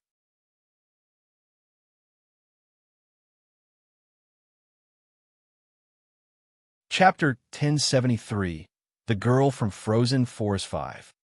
Chapter 1073, The Girl from Frozen Forest 5. Thought. He stepped into a mud pit, but it was more than a mud pit. It was filled with dog shit. Feng Wu had covered the pit with leaves. In the dim light at this hour, and with the stench around Feng Wu, Feng Sun missed the pit and stepped right into it. As soon as he stumbled into the pit, Feng Sun shrieked. Arg! Feng Wu chuckled into her palm. That's what you get for chasing me and refusing to leave me alone. Of course, Feng Wu didn't linger. She immediately turned to run. She knew perfectly well that Feng Sun's anger would drive him on a harder pursuit. That was her voice. Infuriated, Feng Sun cursed. He then pulled his feet out of the pit to find his boots covered in dog shit. Holding his breath at the stench, he took off his boots, tossed them aside, then ran after Feng Wu on bare feet. Ugly girl, stop. Stop right there. Feng Sun sounded angry and frustrated. Feng Wu was anxious and didn't know what to do. She wanted to tell Feng Sun to stop. Trying to catch her would only harm them both. Feng Wu turned around and warned him, Stop chasing me. You'll never catch me. Yeah. Feng Sun snorted. Here's what I'm going to tell you. Over. My dead body. That's serious? Feng Wu cringed. Coming from Feng Sun, that was a massive grudge. So, Feng Wu's only option now was to run as fast as she could. But she couldn't run forever. Feng Sun on his own wasn't all that threatening, but if Xian Yi showed up later, or Junlin Yuan, Feng Wu knew that she wouldn't be able to get away. What should she do? Feng Wu racked her brain for a way out. The stink bug was her main problem. The smell was impossible to remove, and she would be found out wherever she went. Therefore, removing the stink was her top priority. But how?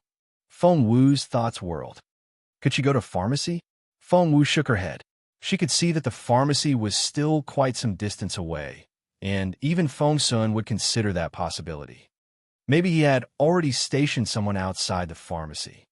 Air freshener, air freshener. Where could she find some air freshener? Yes. Feng Wu's eyes lit up. A brothel. Brothels were very particular about hygiene and wouldn't have any foul smells in their buildings. They had to have some air freshener around. Where were the brothels in the Imperial capital? Feng Wu hadn't been to one, but she knew the Imperial capital well enough to know the general direction. Feng Sun was still running after Feng Wu when he saw her change direction. He frowned. Where is she going? Shit. Feng Sun was quick-witted enough to figure out the answer. What's wrong? Xian Yi showed up at that moment. Quickly, that girl is heading for the brothels. Stop her. Xian Yi glanced at Feng Sun. Is she really that ugly girl? Yes, it's her. This may be our only chance. If we lose her, we may never find her again. Go get her. She smells like a stink bug. Feng Sun and Xian Yi were going to split up when. Hey, are you chasing something? A teenager leaned against a banister and grinned at Feng Sun. It was none other than Yuminji. An idea struck Feng Sun when he saw Yuminji. Yuminji. He wasn't the only one who was tricked by the ugly girl in Frozen Forest. Yuminji was a victim too.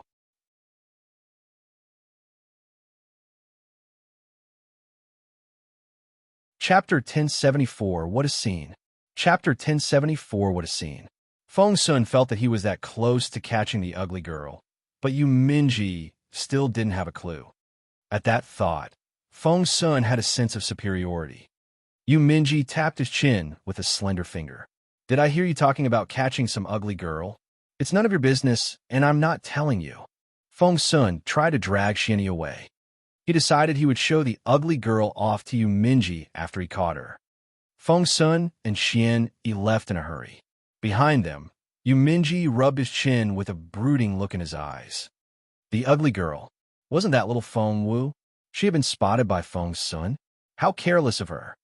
Yuminji couldn't bring himself to see Feng Wu getting mistreated. He followed them without making a sound. Feng Sun and Xian Yi ran very fast. When they got there, their men had already surrounded the busiest brothel in the Imperial capital. Young lord, that girl slipped in here. Feng Wu, the captain of the Northern Feng Mansion's guards, cupped his hands at Feng Sun. Feng Sun asked, all set. Feng Wu said, we have men everywhere in the area. There's no way that the girl can get away. Feng Sun nodded. However, recalling how stealthy the girl could be, he said to Feng Wu, go back and bring the dog here, just as a precaution. After giving the instruction, Feng Sun and Xian Yi entered Perching Phoenix Terrace. The building known as Perching Phoenix was richly decorated and looked luxurious. Their nostrils were filled with a warm, pleasant smell as soon as they set foot inside. Madame Chui, the madam of Perching Phoenix, was hosting some guests when a male servant came in. Young Lord Feng and young Lord Xian are here. Both were popular figures in the Imperial capital. They might not know everyone, but everyone knew who they were. Mouths fell open after they entered the building. Madame Chui rolled her eyes grumpily when she heard those words. Are you kidding me? How would two prominent figures like them show up here? We might have some beautiful girls here in Perching Phoenix, but they aren't beautiful enough to draw those two here. The servant said hastily, it's true. They're already in the building.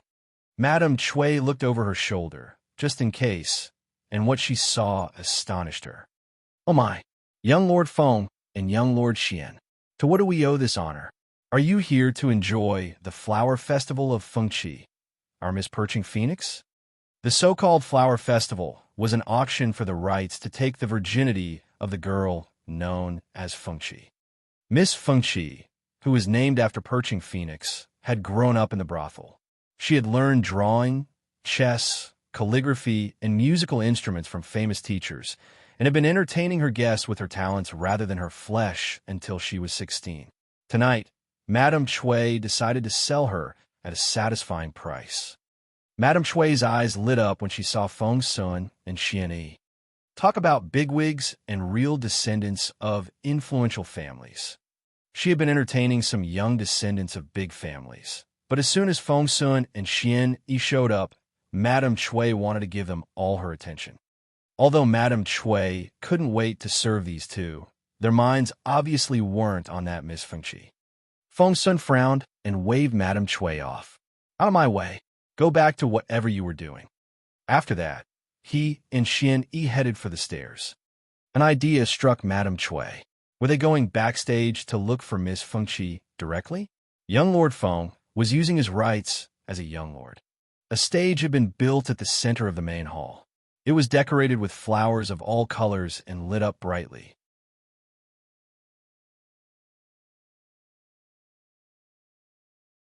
Chapter 1075, Where S. Feng Wu. Chapter 1075, Where S. Feng Wu. They had prepared enough flower petals for Miss Fengqi's performance later. In front of the stage, more than 20 chairs had been set out.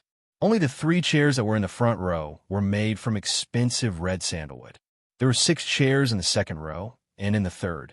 Mu the Sixth sat on the very left in the front row, which indicated that he wasn't the most important guest tonight, but the second most important. The one sitting in the middle was Zhuo Qinglu, the second son of the Zhuo family. Mu the Sixth and Zhuo Qinglu found each other an eyesore and were engaged in a secret competition to pick Miss Fengqi's cherry. Mu the Sixth turned around to find Feng Sun in the hall and rose to his feet excitedly. Brother Feng. He left his seat and ran happily toward Feng Sun. It's you, little Mu the Sixth. Feng Sun patted him on the shoulder. Brother, what brings you here? Are you here for Miss Fengqi as well? Since you're interested in her, I'll withdraw my bid. Mu the Sixth was Feng Sun's minion, and more than anything, liked to follow Feng Sun around. He had bid for the VIP seat in the middle against Zhuo Qinglu just then, but lost to the latter by a narrow margin. Mu the Sixth was still holding a grudge. Now that his brother Feng was here, ho! Mu the Sixth took Feng Sun to the best seat, but Feng Sun waved him off. Don't let me keep you. I have an errand to run. Errand? Mu the Sixth forgot about Miss Fengqi right away, for nothing could be more important than his brother Feng. Brother, what errand? Let me do it for you. Just name it. Mu the Sixth looked at Feng Sun eagerly. Seeing how eager the guy was, Feng Sun snapped. You can't handle her. Out of my way. Go back to your game.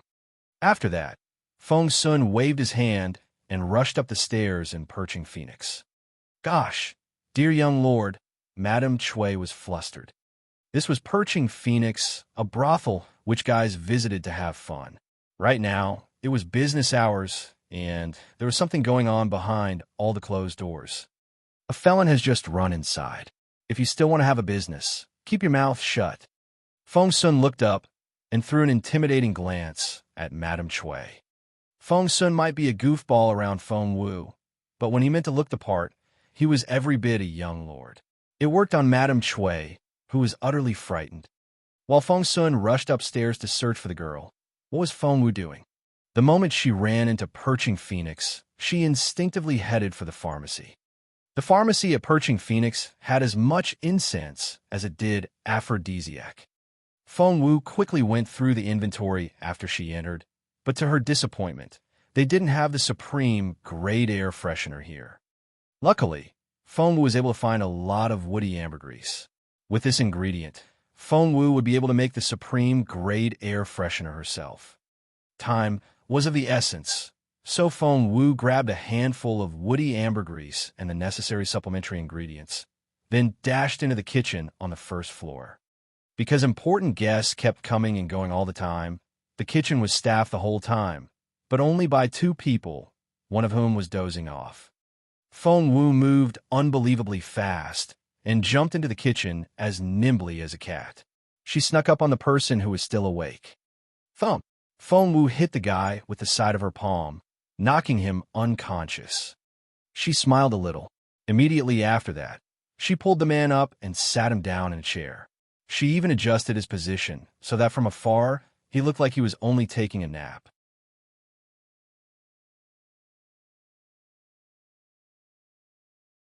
Chapter 1076, He S Nothing. Chapter 1076, He S Nothing. After all that was done, Feng Wu quickly went to the stove. That was right. She was going to use the stove to make that supreme-grade air freshener. Other people wouldn't be able to pull it off, but Feng Wu was a medicine refiner like no other. She could refine medicine even with a stove. Knowing that there was no time to waste, Feng Wu sped up.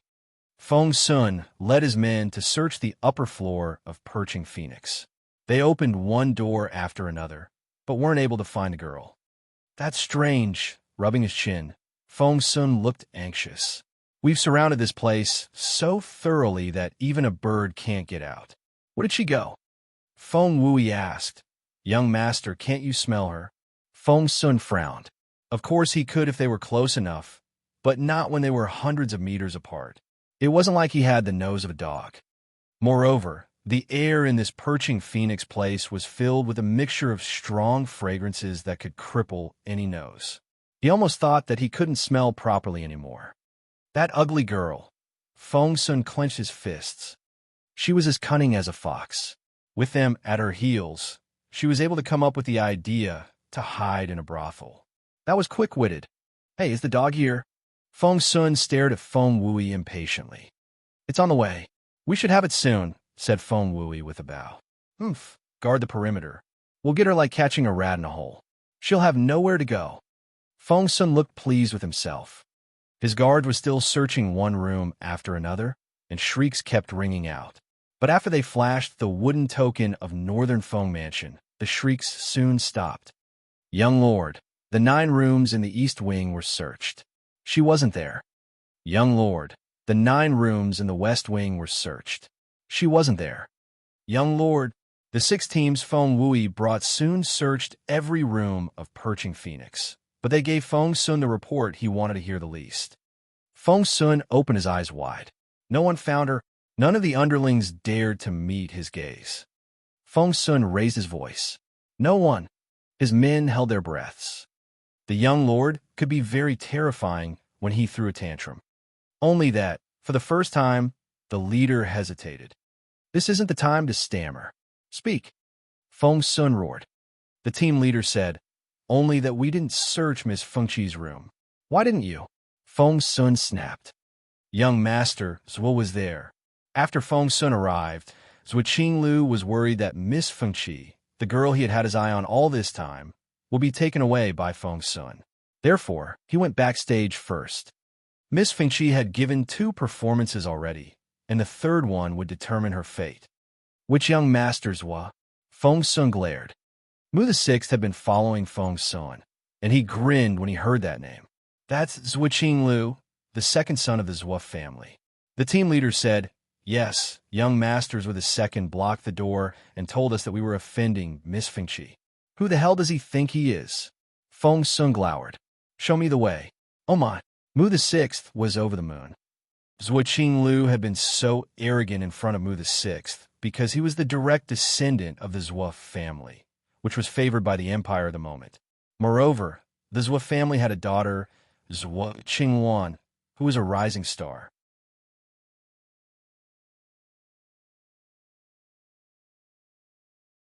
Chapter 1077, Miss Fengqi. Chapter 1077, Miss Fengqi. That was why when they were competing over the front row seat, Mu the Sixth hadn't dared to confront him directly, but had done it in a roundabout manner. I know where he is. Come with me. I'll show you the way. Mu the Sixth took off happily. With Feng Sun backing him, he was able to lead the way with his chest sticking out. He complained to Feng Sun as he walked. That's what Qinglu is awful. He has all the vices you can think of. It was only the other day that I saw him snatch an innocent girl off the street, and it seems that he's gotten tired of her already. Now he's here, trying to take Miss Fengqi away from me. I've been courting Miss Fengqi since forever. I had a crush on her when she was 13, and I waited 3 whole years for her to reach the right age. And now, that's what Qinglu shows up to steal my fruit. Brother Feng, I've never asked you for anything, but I really need your help this time. Please help me. Mu the Sixth's affections seemed genuine, and he gave Feng Sun a pleading look. Feng Sun smacked Mu the Sixth on the head. What? You want her as your wife? Mu the Sixth glowered. Well, if not that, I can always make her my concubine. Brother Feng, one word from you, and my mum will say yes. Brother, Feng Sun threw a dirty look at him. Help me catch that ugly girl today, and I'll help you. Mu the Sixth was thrilled.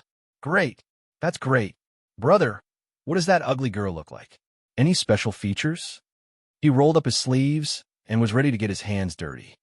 Feng Sun was about to describe the girl, but realized he didn't know how to. The girl had used some cream to disguise herself.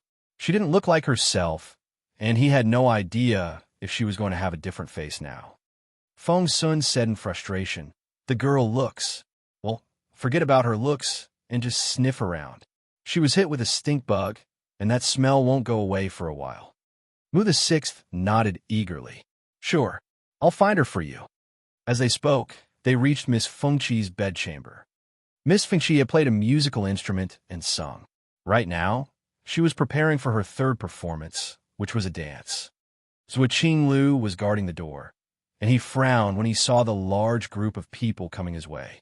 Seeing Mu the Sixth, who was leading the team, Zhuo Qinglu gloated and smirked. "Loser, you've got some balls to come back." However, as soon as Zhuo Qinglu spoke, an impolite voice came from behind Mu the Sixth. "Who did you just call a loser?"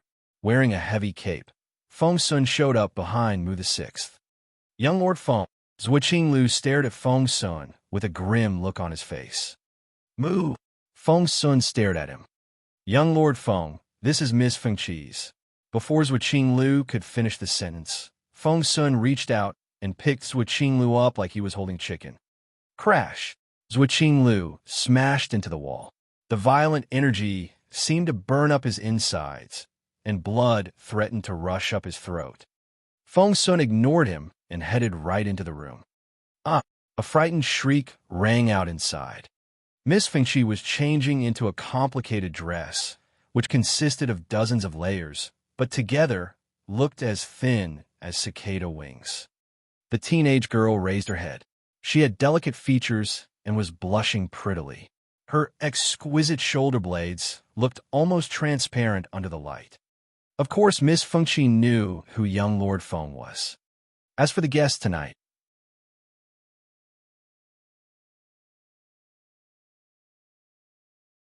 Chapter 1073, The Girl from Frozen Forest 5. Chapter 1073, The Girl from Frozen Forest 5. Thought he stepped into a mud pit, but it was more than a mud pit. It was filled with dog shit. Feng Wu had covered the pit with leaves. In the dim light at this hour, and with the stench around Feng Wu, Feng Sun missed the pit and stepped right into it. As soon as he stumbled into the pit, Feng Sun shrieked. "Arg!" Feng Wu chuckled into her palm. "That's what you get for chasing me and refusing to leave me alone." Of course, Feng Wu didn't linger. She immediately turned to run.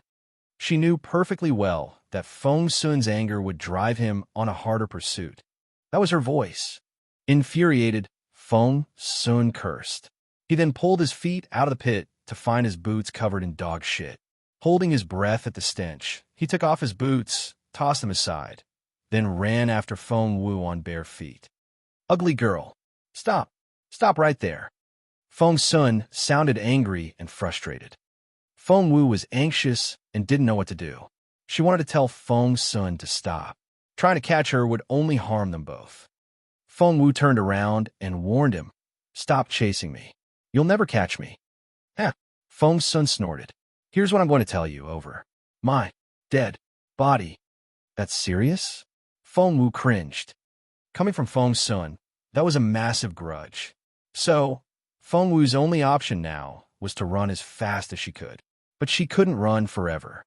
Feng Sun on his own wasn't all that threatening, but if Xian Yi showed up later, or Junlin Yuan, Feng Wu knew that she wouldn't be able to get away. What should she do? Feng Wu racked her brain for a way out. The stink bug was her main problem. The smell was impossible to remove, and she would be found out wherever she went. Therefore, removing the stink was her top priority. But how? Feng Wu's thoughts whirled. Could she go to a pharmacy? Feng Wu shook her head. She could see that the pharmacy was still quite some distance away, and even Feng Sun would consider that possibility. Maybe he had already stationed someone outside the pharmacy. Air freshener, air freshener. Where could she find some air freshener? Yes. Feng Wu's eyes lit up. A brothel. Brothels were very particular about hygiene and wouldn't have any foul smells in their buildings. They had to have some air freshener around.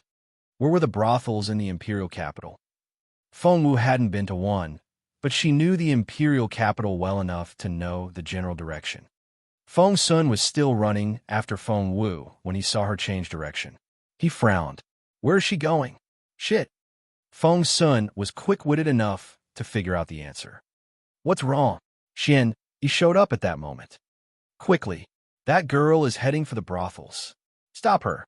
Xian, he glanced at Feng Sun. Is she really that ugly girl? Yes, it's her. This may be our only chance. If we lose her, we may never find her again. Go get her. She smells like a stink bug. Feng Sun and Xian, you were going to split up when? Hey, are you chasing something? A teenager leaned against a banister and grinned at Feng Sun. It was none other than Yuminji. An idea struck Feng Sun when he saw Yuminji. Yuminji. He wasn't the only one who was tricked by the ugly girl in Frozen Forest. Yuminji was a victim, too.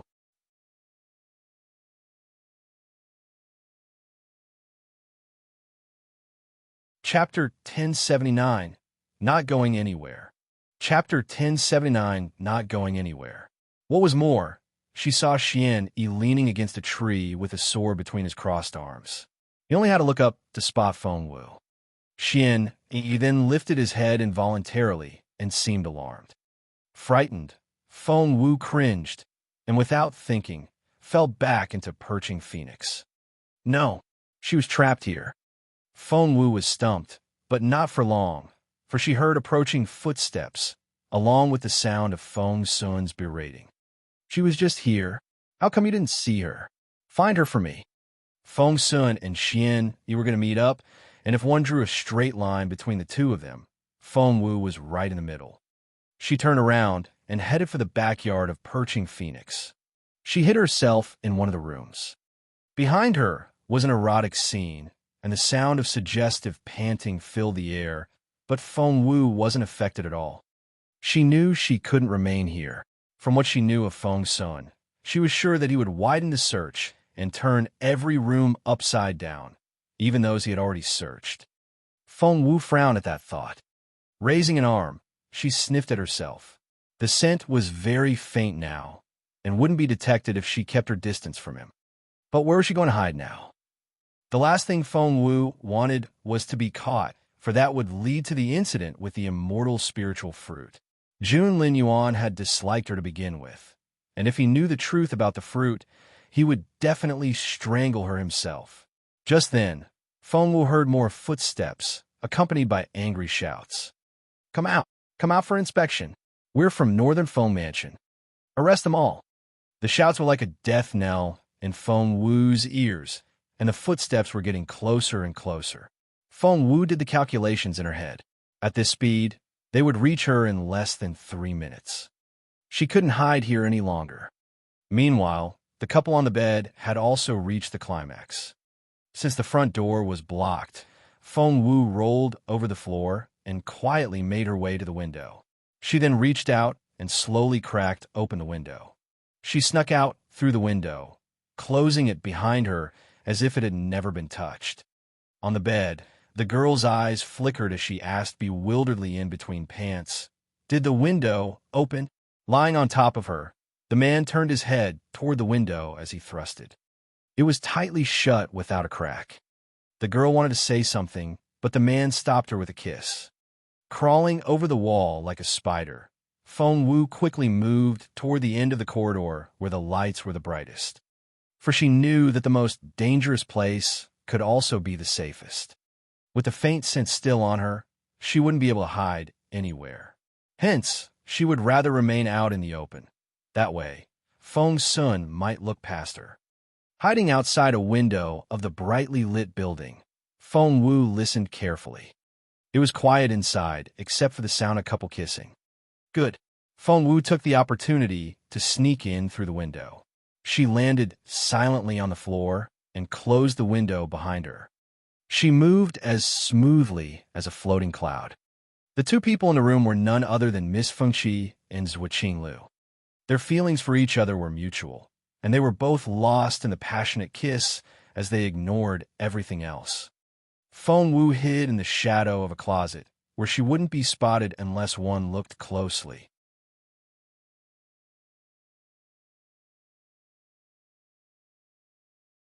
Chapter 1080 Quicker Than Words Can Describe.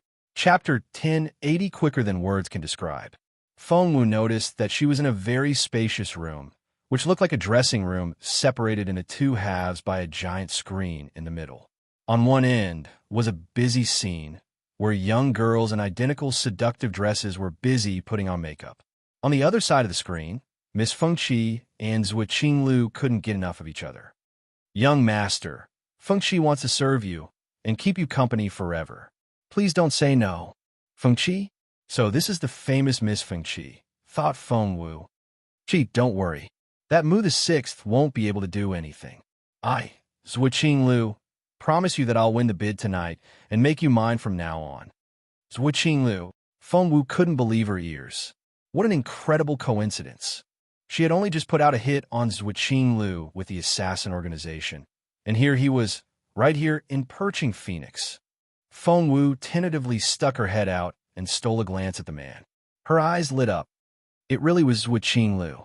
She would never forget his face, for Zhuo Qinglu had been there when Zhuo Qingwan destroyed Feng Wu's true phoenix blood. Moreover, Zhuo Qinglu was the one who had held Feng Wu down so that Zhuo Qingwan could do it. Feng Wu's eyes blazed with hatred at the sight of her old enemy. Miss Fengqi seemed concerned. But if young Lord Feng intervenes, Zhuo Qinglu smirked in satisfaction. Don't worry, I have an idea. Miss Fengqi pressed. What's your plan? Zhuo Qinglu held nothing back from the girl he liked. Taking a packet of medicine out of his chest pocket, he waved it in front of Miss Fengqi. I have this baby. You're going to poison. Miss Fengqi blanched in fear and looked like she was going to faint. Zhuo Qinglu said with a straight face, Of course not. It'll only keep him on the toilet longer. Zhuo Qinglu only feared that Feng Sun would suddenly lose his mind and steal Fengqi away. Just then, there was a quick knock at the door. Chi, the sun's about to rise, and it's time for your dance. The guests are all waiting. Are you ready? Freeing herself from Zhuo Qingliu's arms, Miss Fengqi answered, Yes, Mama, just a second. After that, Miss Fengqi headed for the door. But Zhuo Qinglu wouldn't let her go that easily. He pulled her back and gave her another long, passionate kiss. Something then stirred inside Feng Wu. A dance. Feng Wu looked around. The dance wasn't solo, but had dozens of backup dancers. If she could hide in the crowd. Just then, quick footsteps approached outside the door, and Madame Chui spoke again. Young Lord, you're back. Haven't you searched this room already? That was Madame Chui. Feng Sun's face was livid. That ugly girl was definitely here in Perching Phoenix, but he couldn't find her no matter what. How could a girl be so sneaky? Feng Sun. Feng Wu was alarmed. No, sitting around here would only get her caught. Seeing that everyone was distracted by the conversation outside, Feng Wu scanned the room with her bright eyes. One of the dancers was standing very close to her. She was already dressed for the part and was retouching her makeup. Feng Wu decided to choose her because half of the girl's face was covered with feathers. It would make her hard to recognize. What happened next was quicker than words could describe.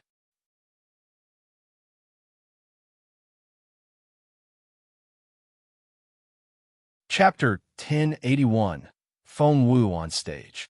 Chapter 1081 Feng Wu on Stage. Feng Wu was as bold as ever. She snuck up on the girl and knocked the latter unconscious with the side of her palm. She then quietly dragged the girl into the closet, then changed into her clothes hairpiece. After that, Feng Wu copied the girl's makeup.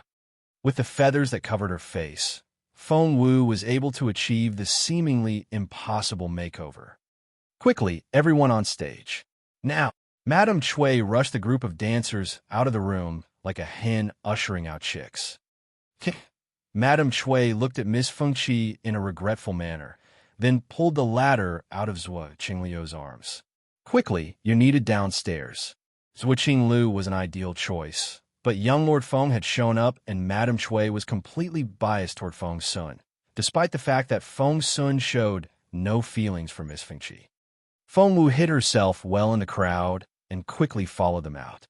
The sound of musical instruments soon rang out in the main hall on the first floor. Miss Fengqi was dancing in the center of the stage and was surrounded by the others like the moon among the stars. This was Feng Wu's first time dancing this piece, but luckily, she was a backup dancer and one of many among the crowd. It didn't take her long to catch up with the others. Meanwhile, Feng Sun was searching room after room for Feng Wu on the second floor. He couldn't understand it. That girl had to be here in Perching Phoenix, but why couldn't he find her? It was as if she had vanished into thin air. Frustrated, Feng Sun smacked the banister, making a loud bang. On stage, Feng Wu stole a glance at Feng Sun as she moved along with the music. She was secretly elated when she saw how vexed he was. The last place Feng Sun could imagine she would hide herself was on stage. Just then, Feng Wu sensed a cold gaze on her. To be more precise, the gaze was directed at the center of the stage. It was Xian Yi. Feng Wu noticed that Xian Yi was leaning against a column with his sword between his crossed arms and a cold look in his eyes. She felt a chill run down her spine. Involuntarily, she danced more properly than before. Otherwise, Xian Yi's sharp eyes would pick her out in no time. Feng Sun came down the stairs, looking infuriated. Seeing him like that, Mu the Sixth rose to his feet in a hurry. "Brother, please have a seat." Because of Feng Sun and Xian Yi's arrival, 2 more seats had been added to the first row. Feng Sun sat down in frustration, then grabbed a cup of tea and gulped it down. Mu the Sixth followed Miss Fengqi's dancing with an infatuated look on his face, while making an effort to talk to Feng Sun. "Brother, did you not find the girl you were looking for?" Feng Sun only snorted. Mu the Sixth said, "Brother, don't be mad. We have more than enough girls here in Perching Phoenix. Look at those on stage. They come in all shapes and sizes. Brother, all you need to do is name one, and I'll bring her to you." Feng Sun gave him a "you idiot" look and couldn't be bothered to reply. Those girls on stage were nothing compared with that ugly girl. She might not be pretty, but she had the most amazing eyes. One would never forget them after they saw those eyes. All the girls on stage were just commonplace women. Meanwhile, Feng Wu wanted to jump for joy on stage. Good. Xian Yi was going to stay here in the main hall. After this dance, she could jump over the wall and get herself out of this mess. Feng Wu was a little anxious, for this piece was quite long. Seeing that Feng Sun was staring blankly at the stage while his mind had wandered off, Feng Wu.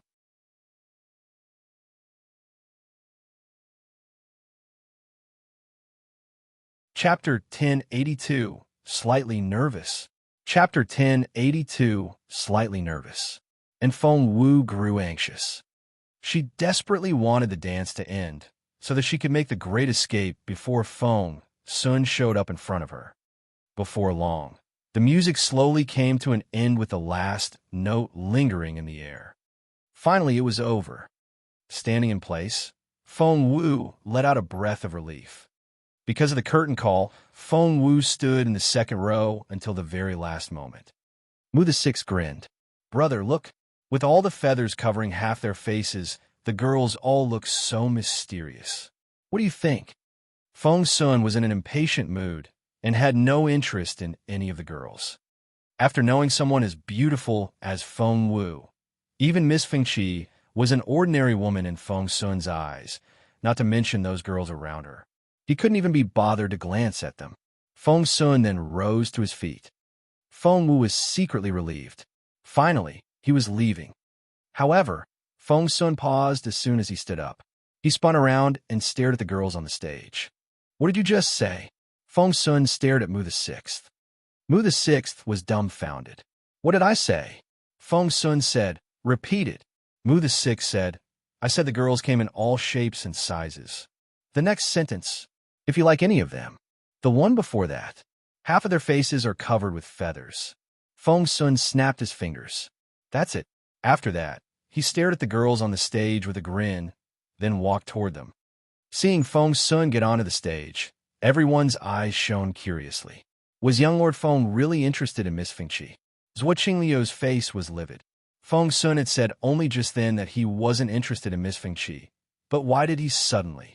Damn it! Clenching his fists, Qing Lu stiffened. If Feng Sun really wanted to use his power to take the girl away, there was nothing Qing Lu could do. He was getting closer and closer. Feng Sun had gone up to Miss Fengqi and was reaching out. Thrilled, Miss Fengqi shivered and blushed in expectation. If young Lord Feng really had his eye on her, she would be much better off with him than becoming Zhuo Qingliu's woman. Feng Sun had indeed reached out, but he only pushed Miss Fengqi aside. Out of my way. What?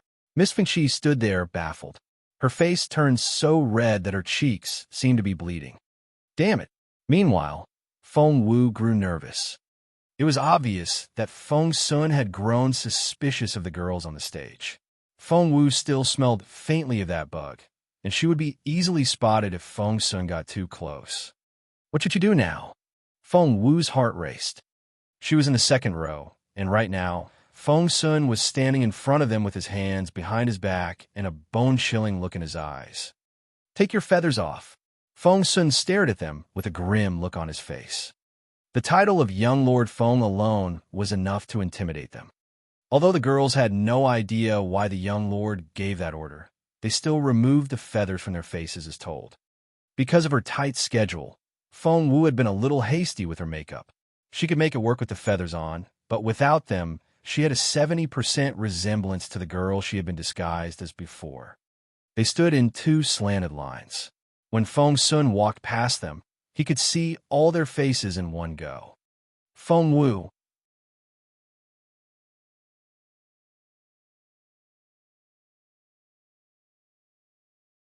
Chapter 1083. Couldn't T get any more dangerous? Chapter 1083. Couldn't T get any more dangerous?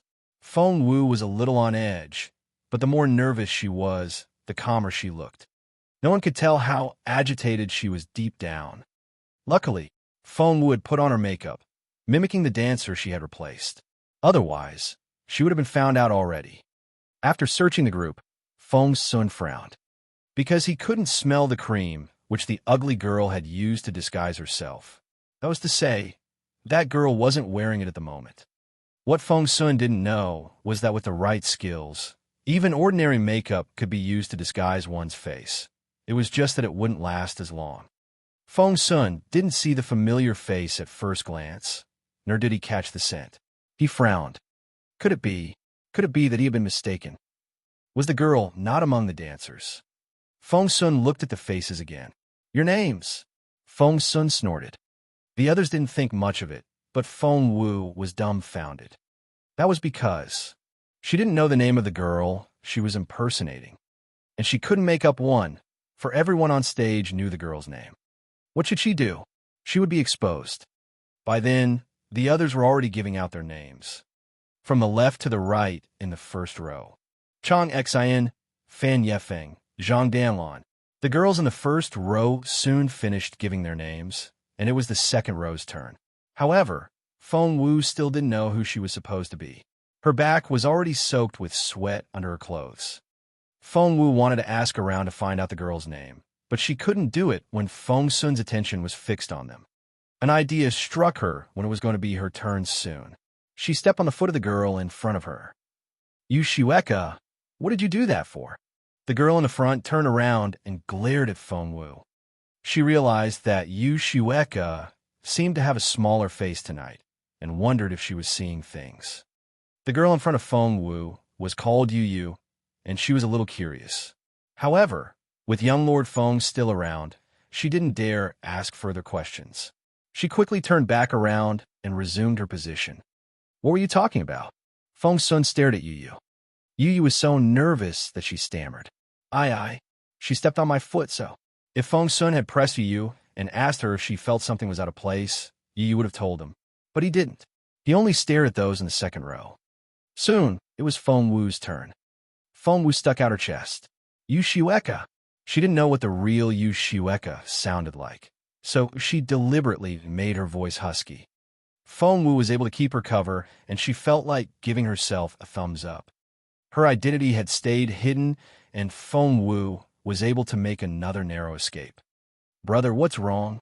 Mu the Sixth looked at Feng Sun in bewilderment. Why do you look like you're looking for a fugitive? Feng Sun smirked. That's exactly what I'm looking for. When I find her, I'll skin her alive and drink her blood. Feng Wu's stomach lurched. Luckily, after another look around, Feng Sun still couldn't find Feng Wu. In the end, he had no choice but to leave the stage. Feng Wu heaved a sigh of relief. If one were to look closer, they would see that Feng Wu had sweat all over her back, which had almost soaked through her clothes. Just when Feng Wu thought she was out of the woods, there was the sound of a dog barking from the front door. All heads turned to the door. Those were some fierce growls. Feng Wu stared at the dog that had just entered the door.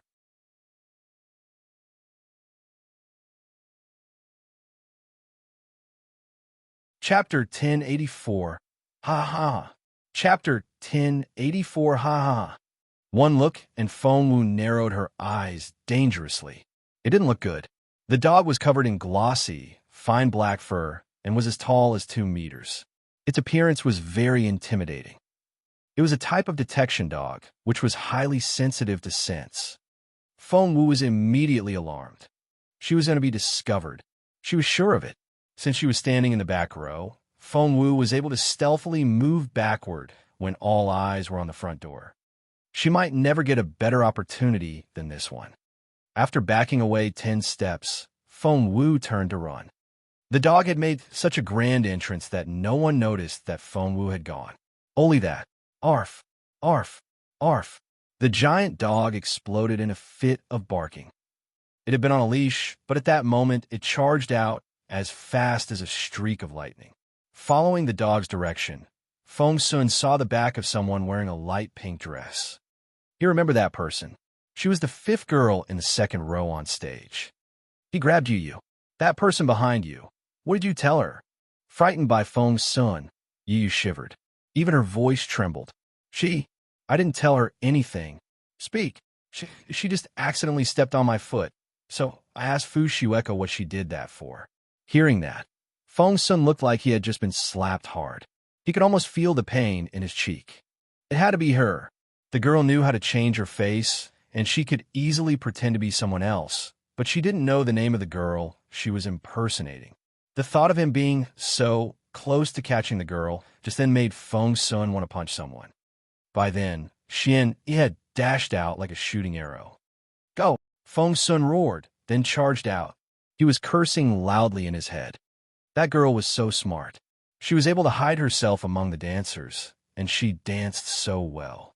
She danced as well as the others, and one couldn't tell the difference. Did she really not practice beforehand? At the same moment, Feng Wu. Her face had never looked this grim and dark before. He was already running after her. If he was by himself, Feng Wu still had the confidence to evade him the way she had evaded Feng Sun. However, that sharp-nosed dog was really making things impossible. Feng Wu had studied the area when she was up on the building and knew that there was a river just outside the east wall. She didn't like the idea of jumping into a river in such a cold season, but she was out of ideas. Plop!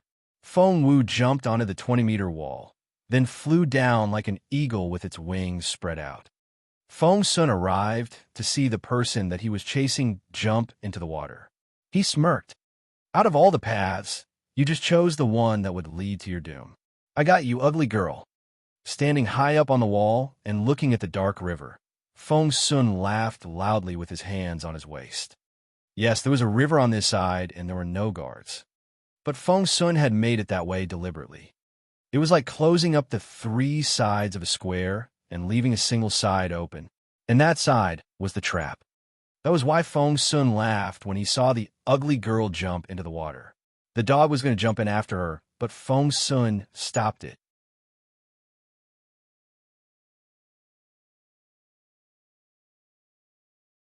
Chapter 1085, Catch Her.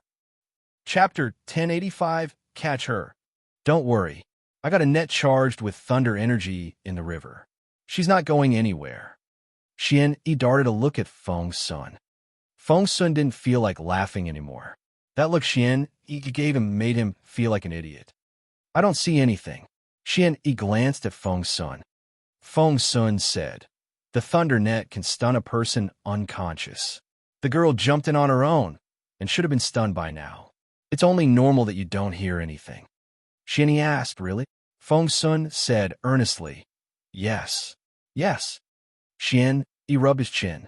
What if I told you that she's already gotten away? Feng Sun looked baffled. I begged Boss June to give me that net, and you know how resilient it is. It's as precious as a mortal restraining rope. How is she supposed to have gotten away? Xian, he narrowed his eyes. But he really couldn't sense the girl anywhere. Feng Sun said grumpily, if that's the case, get her out of there already. I can't wait to see her real face. After having been tricked by the girl so many times, Feng Sun felt so satisfied at finally catching her.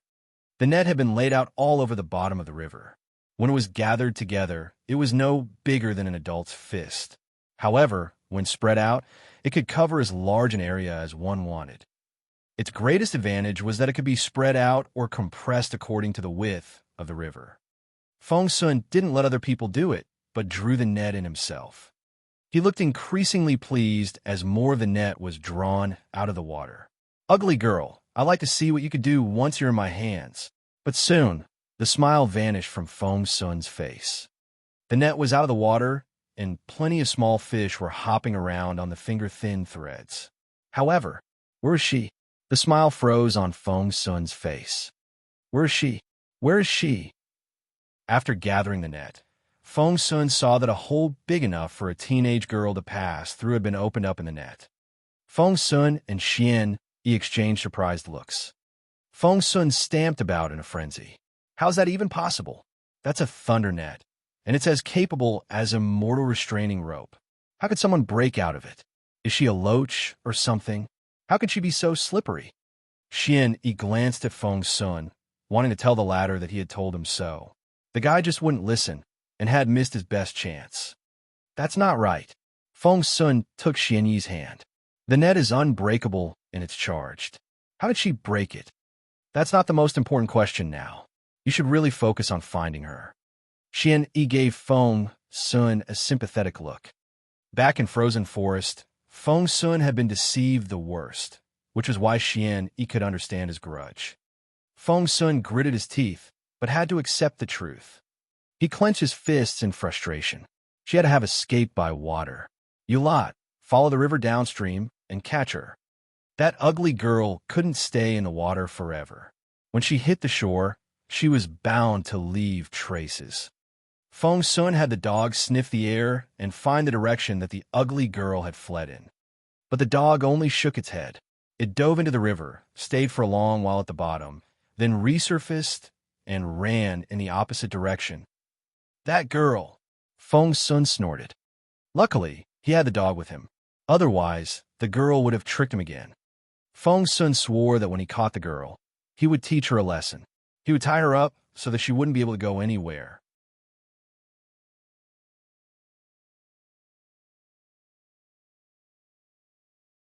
Chapter 1086, Smart Little Feng Wu.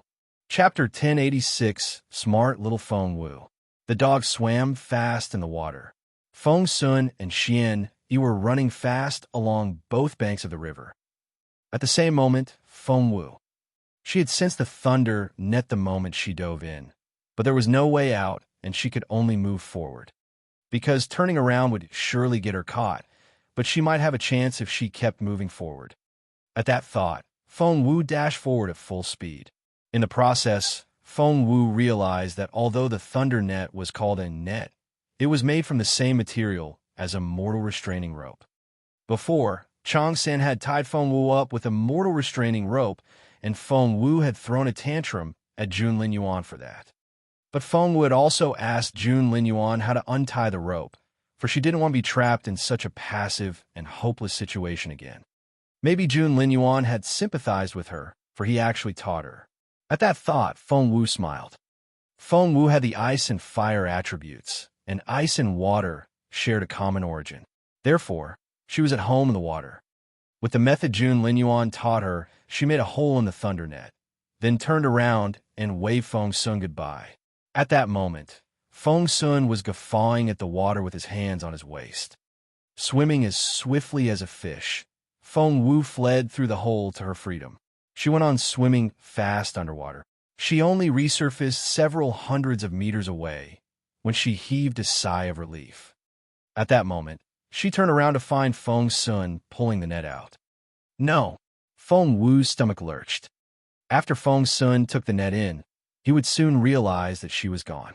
Soon, they would start another round of pursuit, and she had only bought herself less than 5 minutes.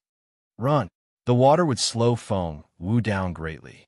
Therefore, Feng Wu jumped ashore after seeing some thick grass. She quickly washed the makeup off her face, then changed into a teenage boy's outfit. Having been in the water for a while, the smell on Feng Wu had become even fainter. Even that sharp-nosed dog would have a difficult time sniffing Feng Wu out, not to mention Feng Sun himself.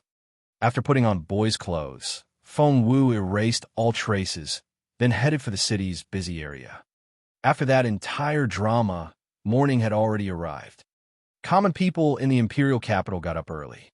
The sun had just risen, but the farmers from the outskirts were already filing into the city, carrying loads of vegetables on their shoulders. Feng Wu wore an outfit made from coarse cloth. She handed an old farmer some silver when she spotted the latter. "Grandpa, how about this silver for all your vegetables?" Feng Wu had deliberately deepened her voice so that she sounded like a teenage boy whose voice was changing. The old man was more than happy to oblige. He wouldn't be able to sell all these vegetables for 100 bronze coins, but was now getting silver, which was worth 2,000 bronze coins for them. What a sweet deal. The old man nodded repeatedly. Sure. Carrying the load on her shoulders, Feng Wu hid herself among the rest of the vegetable sellers, then followed them to the market. After blending in, she was a lost target to Feng Sun, who had finally arrived. Feng Sun could only stare at his dog. "Your turn." The dog gave him an aggrieved look. More and more people were pouring into the street, and that special scent was getting fainter. The dog looked around in bewilderment. Feng Sun was so anxious. He had gotten unbelievably lucky this time. If the girl changed the way she looked again, he wouldn't know how to find her next time. Where was Boss June anyway? Why hadn't he arrived? If he were here...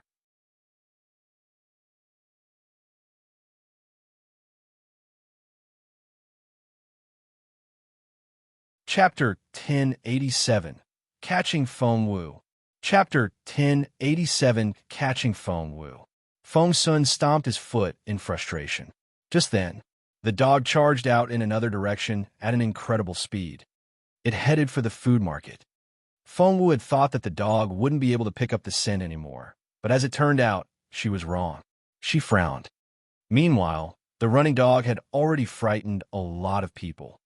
Out of the way! Everyone out of the way! The dog forced its way through, not caring about the crowd at all. It ended up knocking a lot of people off their feet. Its eyes were flickering red, and it kept its gaze on Feng Wu, as if it was going to jump her the next moment. Meanwhile, Feng Sun and Xian Yi were right behind the dog. Feng Wu looked over her shoulder. Further ahead was the food market, where the crowd was even denser. Without thinking, she threw her basket to the dog, then took off. Only after Feng Wu fled did Feng Sun realize who the dog had been chasing. He had never expected that the ugly girl could. Was she a born actress? How did she become a teenage vegetable vendor in such a short time? Feng Sun said to Xian, "If I hadn't thrown that stink bug at her, we might have never found her." Xian Yi nodded in agreement. That was a very impressive girl. With their current capabilities and power, together with their guards and a sharp-nosed dog, they were still unable to catch her. That was proof enough of how stealthy she was. I had to catch her this time. Feng Sun made up his mind. Feng Wu made her way through the crowd like a nimble fish, checking herself for the remaining scent as she ran. Without the scent, Feng Sun would never be able to find her. Feng Wu sniffed and found that the scent was almost gone. In less than an hour, it would disappear completely. All she had to do now was evade Feng Sun for the next hour. Everything was fine in the beginning. The street was packed with people, and Feng Wu kept changing directions, making it impossible for the dog or Feng Sun to catch her. But Feng Sun wasn't dumb. He bellowed at the crowd, telling them to leave the street. Otherwise, they would be considered to have offended Northern Feng Mansion. Northern Feng Mansion. No one could afford such an accusation. Hence, everyone moved toward the sides, creating a passageway wide enough for 3 people to walk shoulder to shoulder. Feng Wu was left alone on the street and was spotted right away. Go! Feng Sun and Xian each dashed off at top speed. Feng Wu turned around to see that those two were almost upon her. She took off right away, as if she was sliding on ice. However, the next second, Feng Sun leapt up and struck Feng Wu in the back with his fist. Feng Wu stumbled forward, blood spurting out her mouth. She couldn't stop coughing. Immediately after that, Feng Sun put a foot on her back. Ugly girl, there you are. You won't get away this time. Feng Wu felt like screaming. Feng Sun had stomped on her so hard that she almost fainted. Seeing that Feng Wu wasn't speaking, Feng Sun snorted. He then picked Feng Wu up so that she could face him. His usually handsome face had a bone-chilling look on it. He stared at Feng Wu with a malicious grin on his face. I'd like to see you run now.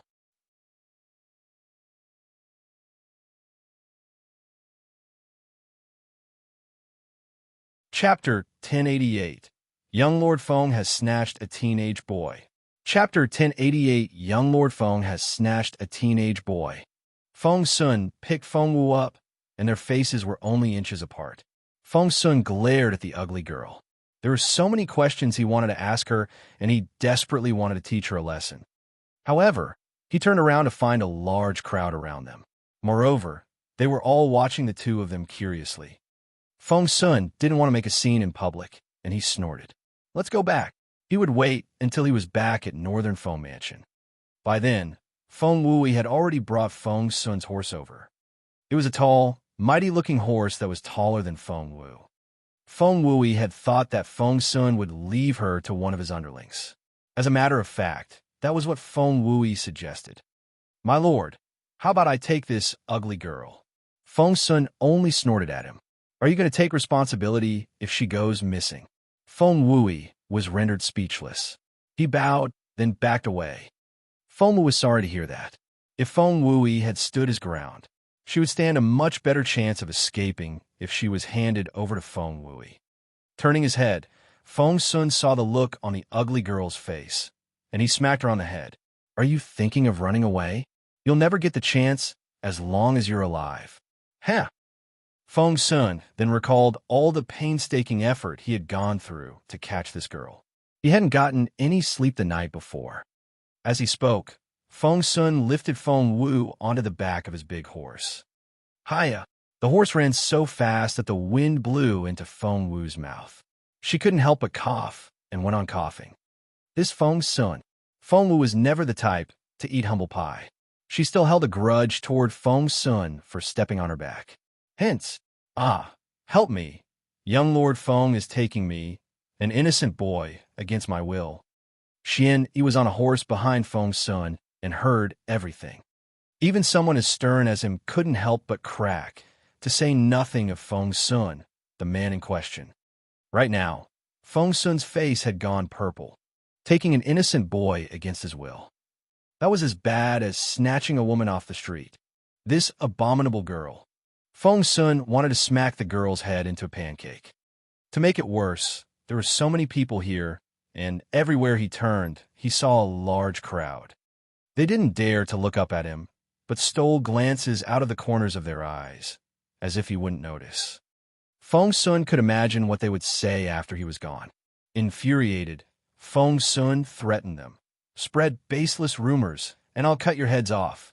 Feng Wu was about to start acting again, when Feng Sun threw a dirty look at her. One more word, and I'll strangle you right here. Seeing that Feng Sun meant it, Feng Wu cringed and swallowed the rest of her sentence as she stared at Feng Sun. Hiya! The tall horses disappeared at the other end of the street. Feng Wu turned back to look at the gossiping commoners, finding it quite amusing. Smile again, and I'll strangle you. Feng Sun warned her in a threatening voice. Feng Wu asked in bewilderment, My lord, you do know what they're talking about, don't you? Feng Sun said, Shut up. Feng Wu said, You know, you could have explained yourself to them just then. Why didn't you? Feng Sun said, Feng Wu said, I mean it. They were so shocked because they thought I was a boy. You could have taken my hat off. That way, I would have been a girl again.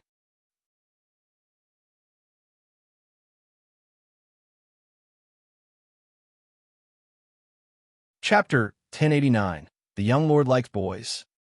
Chapter 1089. The Young Lord Likes Boys. Feng Sun looked shocked. She was right. Why didn't he think of that just then? Those people had to be gossiping behind his back now, saying that he was into boys. So, you worry about what other people say about you two. Do you want to take me back there and explain yourself? Feng Wu spoke quietly behind his back. Feng Sun. He wondered where this annoying girl came from. Why could she set him off as soon as she opened her mouth? He was so mad. Seeing that Feng Sun had really lost his temper, Feng Wu was pleased. However, realizing that after he took her to Northern Feng Mansion, he would soon uncover her real identity, Feng Wu was conflicted again. What was she supposed to do now? Just then, the tiger cub, who had been staying in her ring space, stuck its head out of her sleeve, then jumped into her chest pocket. As a beast that had signed a contract with Feng Wu, the cub could communicate with Feng Wu telepathically. What? You can? Feng Wu cried out inwardly. The cub nodded. Yes. Feng Wu's eyes darted around as she tried to figure out a way to escape. Feng Sun desperately wanted to know the real identity of the ugly girl, so he rode as fast as he could. Before long, they arrived at Northern Feng Mansion.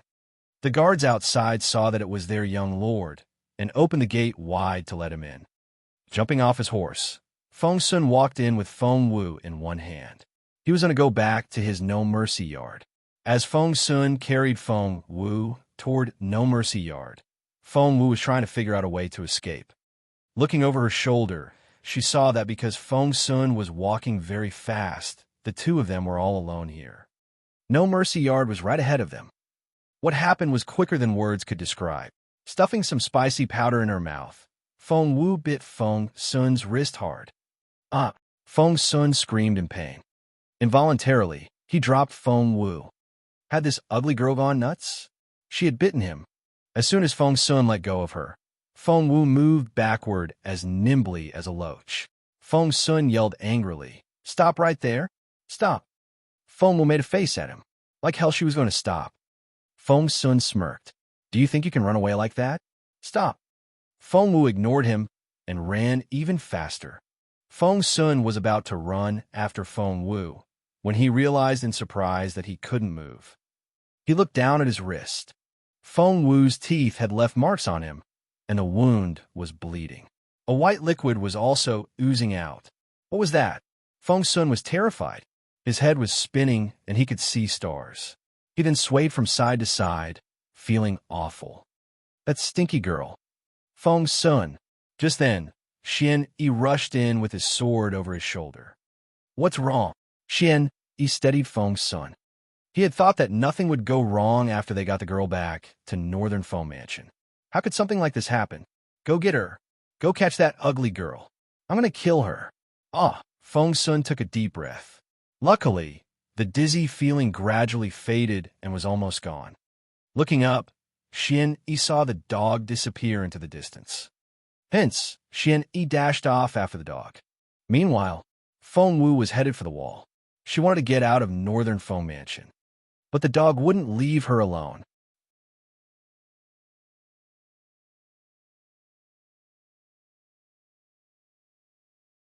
Chapter 1090. The Critical Moment. Chapter 1090. The Critical Moment. But she just couldn't get rid of it. At that critical moment, the tiger cub jumped out of Feng Wu's chest pocket and rushed toward the dog. Then, to Feng Wu's surprise, the palm-sized cub smashed the dog on its head with one front paw, which reminded her of a boy master disciplining his servant. That smack baffled the dog right away. Moreover, the cub had also stuck something on the dog's nose. The dog tried to bite the cub after it came back to itself. However, the cub showed its teeth at the dog and made a threatening sound. The dog had been very intimidating, but the cub was more intimidating and powerful. One had no idea what kind of heritage the cub had, but the dog was losing ground as one watched. Feng Wu looked up to find Xian Yi running in her direction. An idea struck her all of a sudden. Hence, she jumped onto the wall and landed on the other side. However, she then hid herself in the branches and jumped back in. But he only saw Feng Wu jumping out and not coming back in. Therefore, when he got to the wall, he patted the dog on the head. "Go get her." The dog nodded, barked, then jumped over the wall. By then, Feng Sun had finally regained his mobility and hurried over. Feng Sun, Yi, and the dog jumped over the wall, then began to run down the wide street. Feng Sun smacked his own head in frustration as he ran. How can I be so stupid? Why did I let my guard down? That girl is so cunning. He didn't know what to say, for he had been careless as well, thinking that nothing could go wrong after they got her back to Northern Foam Mansion. But they had underestimated the girl's brain. She had escaped even in this situation. They ran for a while before they realized that something was wrong, for the dog stood in the middle of the street and looked around in bewilderment. It looked exhausted. Feng Sun was flustered when he saw the state the dog was in. "Oh God, my dear dog, you can't be ill now. I need you more than ever." Taking the dog's head in his hands, Feng Sun tried to cheer it up. "You're going to break its head." He couldn't watch anymore and pulled the dumbfounded dog away from Feng Sun. "What's the matter with my dog?" Feng Sun was almost in tears. The bug scent was only temporary, and after everything the girl had done, it was barely detectable. If something happened to the dog now... Oh God, Feng Sun wanted to slap himself. He rubbed the dog's nose. "It's been drugged." Feng Sun. Blue veins popped on the corner of his forehead, and he looked like he was going to explode. "That girl drugged me, as well as the dog. How could she do that?" Feng Sun almost lost his mind. He was also at a loss as to what to do. That girl was impossible to catch. He turned to Feng Sun. "The most important thing now is to fix the dog as soon as possible. That way, we may still have a chance of catching that ugly girl. Otherwise, we'll lose her forever." Feng Sun smacked her head. "You're right. Let's go." He asked where to. Feng Sun said, "Go find little Feng Wu. Isn't she a great doctor? I bet she can help my dog. Come, let's go to the Feng clan."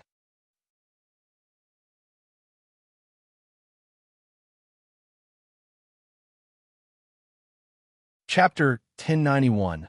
Boss June will avenge her? Chapter 1091. Boss June will avenge her. So far, Feng Sun and he still had no idea that the ugly girl whom they had been chasing all night, and the one that had pissed them off, was Feng Wu. Carrying the dizzy dog, Feng Sun and rushed to the Feng clan as fast as their legs could carry them. But they were soon disappointed. What? Little Feng Wu isn't here? Feng Sun was baffled by the news. How could she not be home so early in the morning? Where did she go? Chowga glared at him. How am I supposed to answer that? Feng Sun said, "Can you at least try to be nice?" Resting her hands on her waist, Chowga said, "Xiao Wu isn't here. Leave or stay and wait all you want." "Pardon me." After that, Chowga spun around and marched back inside. She closed the door behind her with a thump. "Hey you." Vexed, Feng Sun was about to throw a tantrum when, "My lord." There was an indifferent voice. Feng Sun turned around, and his eyes lit up. "Wasn't that Chong-san? What are you doing here so early in the morning?" Feng Sun was intrigued. "Hey, I had someone deliver to you a message for Boss June. Did they find you?" Chong-san was surprised, then smiled bitterly. "My lord, I'm no longer the captain of the guard for the Crown Prince's residence. I'm working as the captain of the guard for Fallen Star Yard now." "What?" Feng Sun and exchanged surprised looks. "Why so sudden?" Chong-san gave them a wry smile without saying anything. It was indeed unexpected. He had only been transferred the night before. Intrigued, Feng Sun decided to get to the bottom of it. "Did you do something to little Feng Wu? You offended her somehow? Was that why Boss June avenged her?" Chong-san cried out in surprise. "How did you know?" Feng Sun laughed. "Ha ha ha, I was right. I knew it. I can't be the only one." "Ha ha ha." "My lord," asked Chong-san. Feng Sun patted Chong-san on the shoulder and said in an understanding tone, "Little Chong-san, you need to keep your eyes wide open. Your boss June likes little Feng Wu too much to admit it. Offending little Feng Wu is an unforgivable crime to him. So, do you understand now?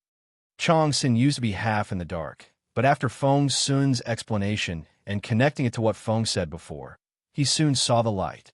He took 3 steps back to create some distance before he bowed to Feng Sun with great respect. My lord, that was enlightening. I'll never forget your great kindness.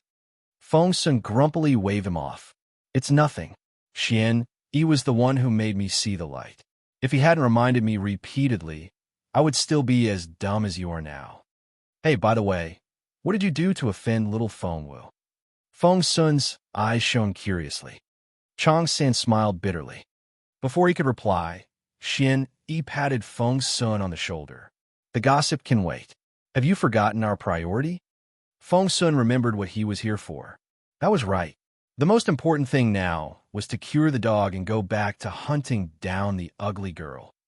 Feng Sun patted Chong San on the shoulder. I'm off. See you around. Enjoy your time in Fallen Star Yard. Poor Feng Sun and Xian Yi. If they had bothered to ask one more question.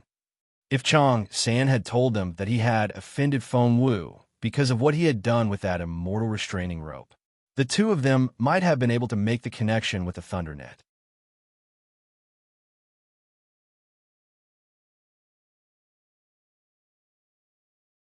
Chapter 1092, Complain to Lady Northern Feng.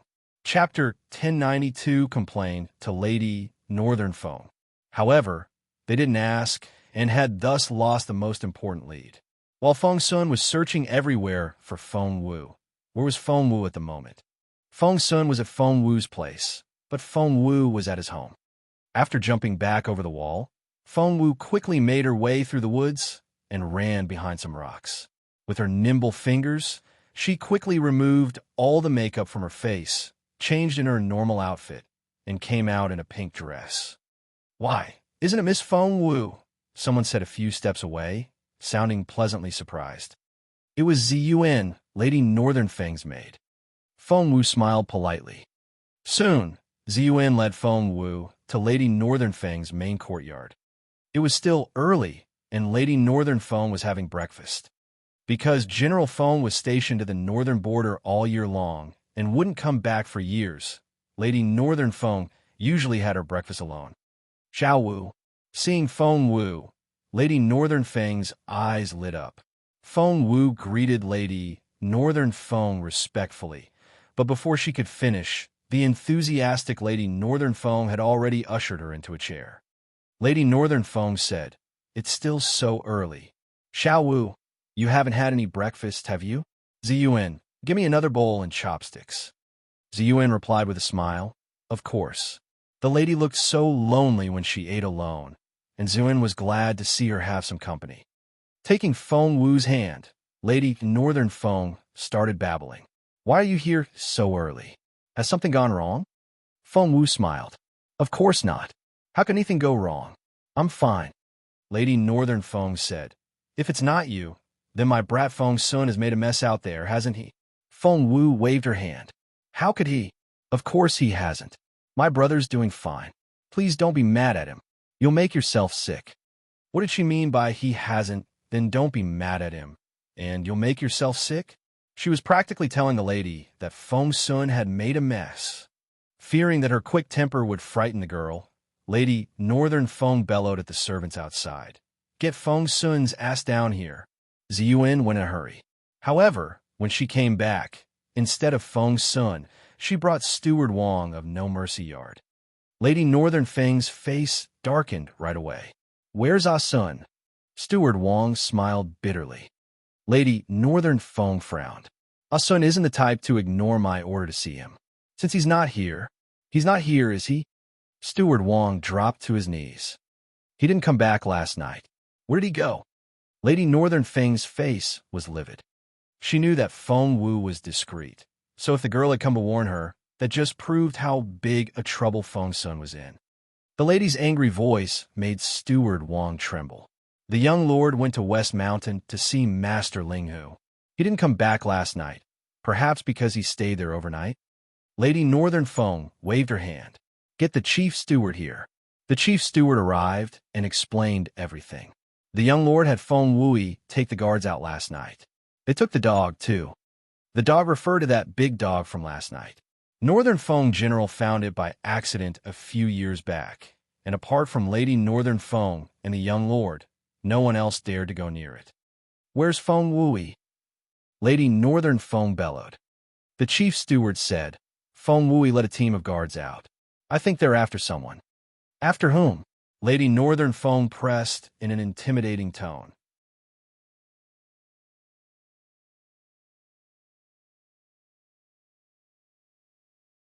Chapter 1093, Poor Little Fong's Son.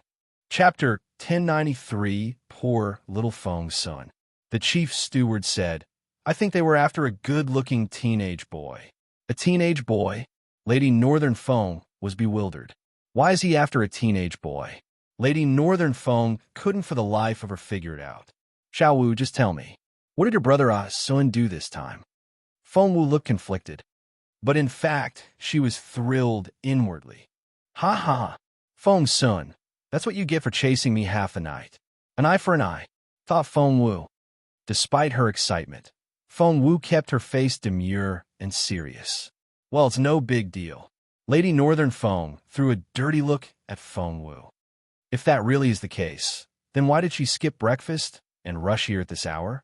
It has to be very big, thought Lady Northern Fong. Just tell me, Lady Northern Fong prompted her. Fong Wu asked, do you really want to hear it? The lady said, I thought you were a straightforward kid. What's with this stuttering? Spit it out. Fong Wu said, well, actually, I'm only worried that you won't be able to handle it.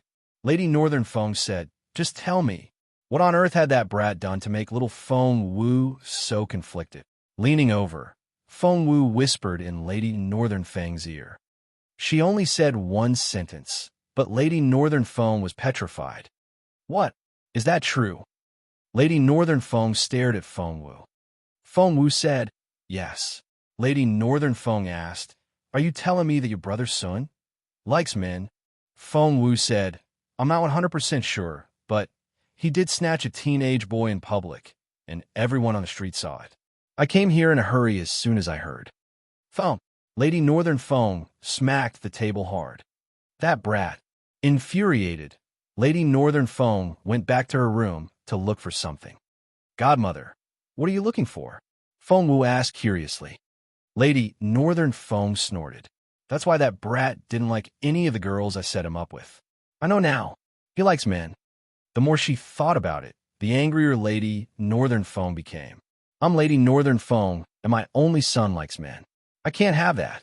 Seeing how serious Lady Northern Fong was, Fong Wu nibbed her fingers. Had the joke gone a little too far? Just then, footsteps came from outside. Mum, I heard that we have a guest. Is little Fong Wu here? Fong Sun's footsteps came from outside. Speak of the devil. Turning toward the door, Fong Wu had the greatest sympathy for Fong Sun, who was about to show up. Poor Fong Sun. He knew nothing of this. After learning that Fong Wu was at his place, he came home with the big dog, hoping that Fong Wu would treat his dog so that he could go back to looking for the ugly girl. However, Fong Sun sensed the forbidding atmosphere before he set foot in the main courtyard. Wait, what was going on? As soon as Fong Sun stepped into the main courtyard, smack! The door closed behind Fong Sun with a loud bang. Fong Sun jumped. What was that about? He looked up to find Fong Wu inside, and when he was about to wave at Fong Wu to greet her, a stick as thick as his arm appeared out of nowhere and struck him in the back. Caught by surprise, Fong Sun was hit in the back. Ouch! Fong Sun cried out in surprise. He then looked up to see his mother, who was holding that stick with both hands and looking like she wanted to kill someone.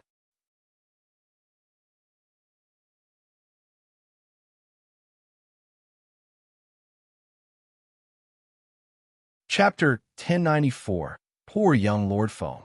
Chapter 1094, Poor Young Lord Fong. Mother, Fong Sun looked dumbfounded.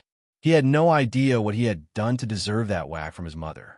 Ignoring her son's complaint, Lady Northern Fong raised the stick that was as thick as an arm and brought it down on Fong Sun again. Mother, why are you hitting me? What did I do? Fong Sun asked in frustration. He had come back in a hurry to eat with his sister as soon as he heard that Feng Wu was eating with his mother. The last thing he expected was a merciless beating. "You brat! You're so dead today. How dare you mess around with men?" Lady Northern Feng only hit him harder. Feng Sun glanced at Feng Wu. Feng Wu shrugged innocently. "It's everywhere. You." Feng Sun stared at Feng Wu. "You should have known. The girl seldom came here, but she was here so early today. She had come to tell on him." Feng Sun was so vexed. "Quit staring at your sister. How dare you? Feng Sun, you're shameless." Holding the stick, Lady Northern Feng went on beating him continuously. Feng Sun's face wrinkled up, for it really hurt. "I'm not messing around with men." Feng Sun yelled in frustration. Lady Northern Feng said, "Stop lying. You brought a teenage boy back home. You can't deny it." Feng Sun's face turned livid. "It wasn't a teenage boy. She was a teenage girl." Lady Northern Feng paused for a brief moment. "Really? It was a girl?" Feng Sun said, "Yes, really. She was disguised as a boy." Lady Northern Feng saw the light. "So, you kidnapped a teenage girl and brought her back home." Feng Sun, seeing that Feng Sun was incriminating himself more and more with his explanation, Feng Wu was amused. The excitement then sent her into a fit of coughing. Ahem. Luckily, she had covered her mouth with her sleeve, and Feng Sun didn't see the blood she coughed out. That abominable Feng Sun. Feng Wu had almost softened, but she was then reminded of how badly Feng Sun had hurt her, and all her guilt disappeared. Feng Sun ran around in circles in the yard as Lady Northern Feng chased him. "She's a thief and outlaw." Lady Northern Feng was much more capable than Feng Sun. There was no way he could run away from her. Lady Northern Feng snorted. "You kidnap her, then call her a thief? Little Feng Sun, since when did you become so glib?" The false accusation almost made Feng Sun cry. "Mum, I'm telling the truth. That thief stole Boss June's immortal spiritual fruit. Otherwise, Bao Air would be well enough to walk by now. She's wanted by Boss June." Lady Northern Feng wouldn't be convinced if Feng Sun had brought up someone else, but he would never lie about June Lin Yuan. Lady Northern Feng was still hesitating when, "My lady, something's wrong." Steward Feng walked in. Lady Northern Feng asked, "What's wrong?" Steward Feng said, "Someone's crying and shouting outside, saying that the young lord has taken their young master. They've put out a banner and are sitting down outside our front gate. There are a lot of them, and they're making a lot of noise." Lady Northern Feng glared at Feng Sun with eyes that could kill. Feng Sun was dumbfounded. "That's impossible. That teenage boy was that ugly girl in disguise. There was no way that the girl's family knew she had been caught. Moreover, even if they did, they wouldn't be asking for their young master back, for she was a girl." Lady Northern Feng was furious. "Impossible or not, you brought the problem home. You take care of it."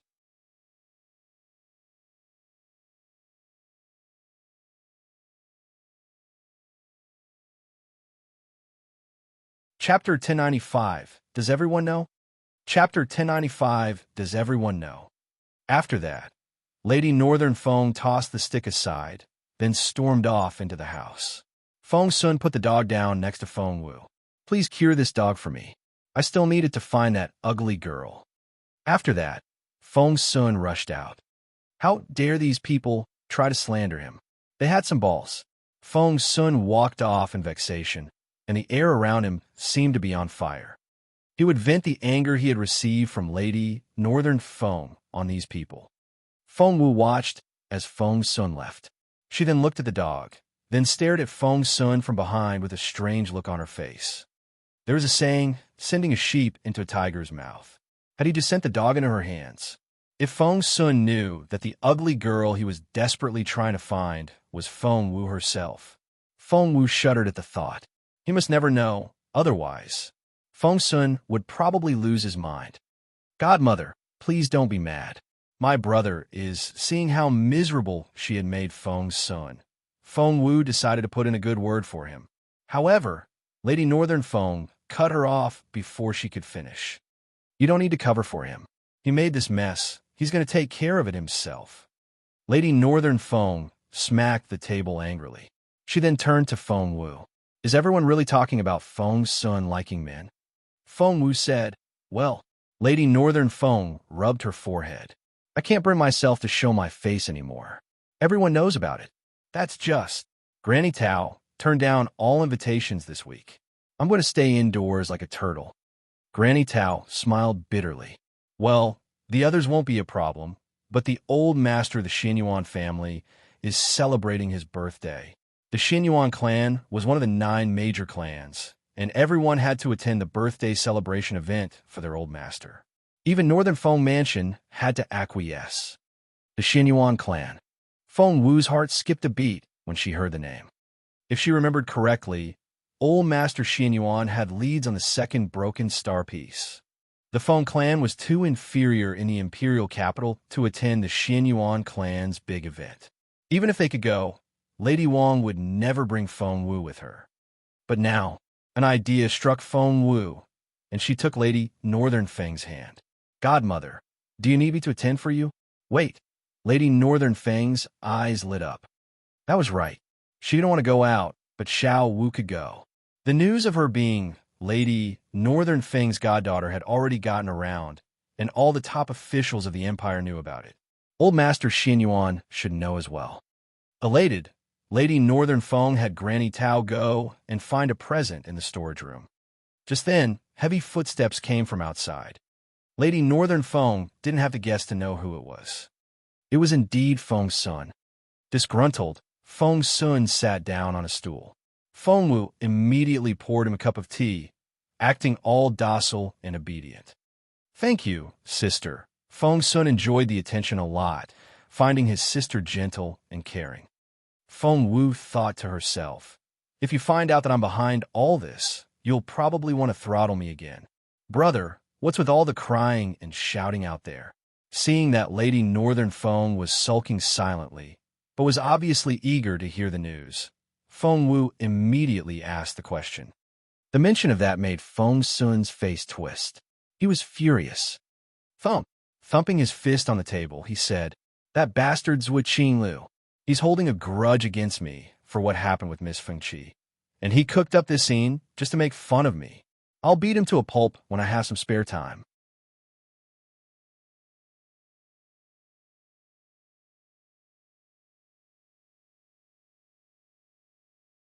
Chapter 1096, When Feng Wu Comes Out. Chapter 1096, When Feng Wu Comes Out. Zhu Qinglu was behind this? Feng Wu smiled a little. That guy was anything but decent. It seemed that she had done the right thing, putting a price on Zhu Qingliu's head the night before. Hey, what's that? Feng Sun glanced at the invitation in Feng Wu's hand. It's for old Master Xuanyuan's birthday, said Feng Wu with a smile. He's one of the 7 bosses of Imperial College, and I can make use of this rare opportunity. Really? Feng Sun darted a suspicious glance at his sister. Other people had adorable, doll-like baby sisters, but he had one whose head was filled with wicked ideas. She was smart, witty, and cunning, and would never resign herself to defeat. Why did she want to visit old Master Xinyuan? Did she have a secret agenda? Or something? At that thought, Feng Sun looked Feng Wu up and down suspiciously. Could she really have no other plans? Feng Wu threw a dirty look at him. Of course. What other plans can I possibly have? I'm the loveliest girl. Feng Sun replied with a "Huh." Since when would a lovely girl skip breakfast to tell on her brother? Feng Wu rubbed her nose. Ahem. That was because... Feng Wu then threw a dirty look at Feng Sun. That was because you were being indiscreet. Don't you agree? Feng Sun smacked the table and rose to his feet. You stinky girl. However, Lady Northern Feng smacked him on the head before he could finish. How dare you talk to your sister like that? Feng Sun said, but she... Lady Northern Feng smacked him again. You're supposed to dote on your baby sister. Is it your idea of doting on her? Feng Sun gave Lady Northern Feng an aggrieved look. So, now that his mother had a daughter, he had become the forgotten son. Wait, the dog. Smacking the table, Feng Sun finally remembered this important piece of information. Feng Wu gave him a baffled look. Feng Sun was on edge. Didn't I give you the dog before I left? Please don't tell me that you've lost it. Feng Wu pointed to a corner a few steps away. There, a big, dark brown dog with glossy fur was lying on its back, fast asleep, its belly rising and falling with its breathing. Feng Sun was anxious. How can it sleep? Rushing over, Feng Sun shook the dog's head. Dog, wake up! Dog! However, no matter how hard Feng Sun shook or how loudly he roared, the dog showed no signs of waking up. Frustrated, Feng Sun turned to Feng Wu in bewilderment. Feng Wu looked perfectly innocent. Didn't you tell me to cure it? How am I supposed to do that if I don't drug it? Feng Sun was rendered speechless. If Feng Sun learned the truth, Feng Wu shuddered. He must never know. He could never find out that she was the ugly girl he was looking for. Poor Feng Sun. He had no choice but to swallow the humiliation silently under the suppression of the two women. The Xinyuan clan birthday celebration was in the evening, so Feng Wu and Lady Northern Feng started their preparations after afternoon tea. Feng Wu knew that she wasn't there for fun, but to carry out a plan. Therefore, she wanted to keep a low profile. But Lady Northern Feng didn't think that way. She believed that her stunning goddaughter didn't get the attention she deserved, not to mention that they kept calling her Failure Wu. The lady couldn't stand it. Therefore, Lady Northern Feng wanted to make Feng Wu as pretty as possible. In the end, Feng Wu had no choice but to give in to Lady Northern Feng's efforts to dress her up. 2 hours later, Feng Wu came out of the room.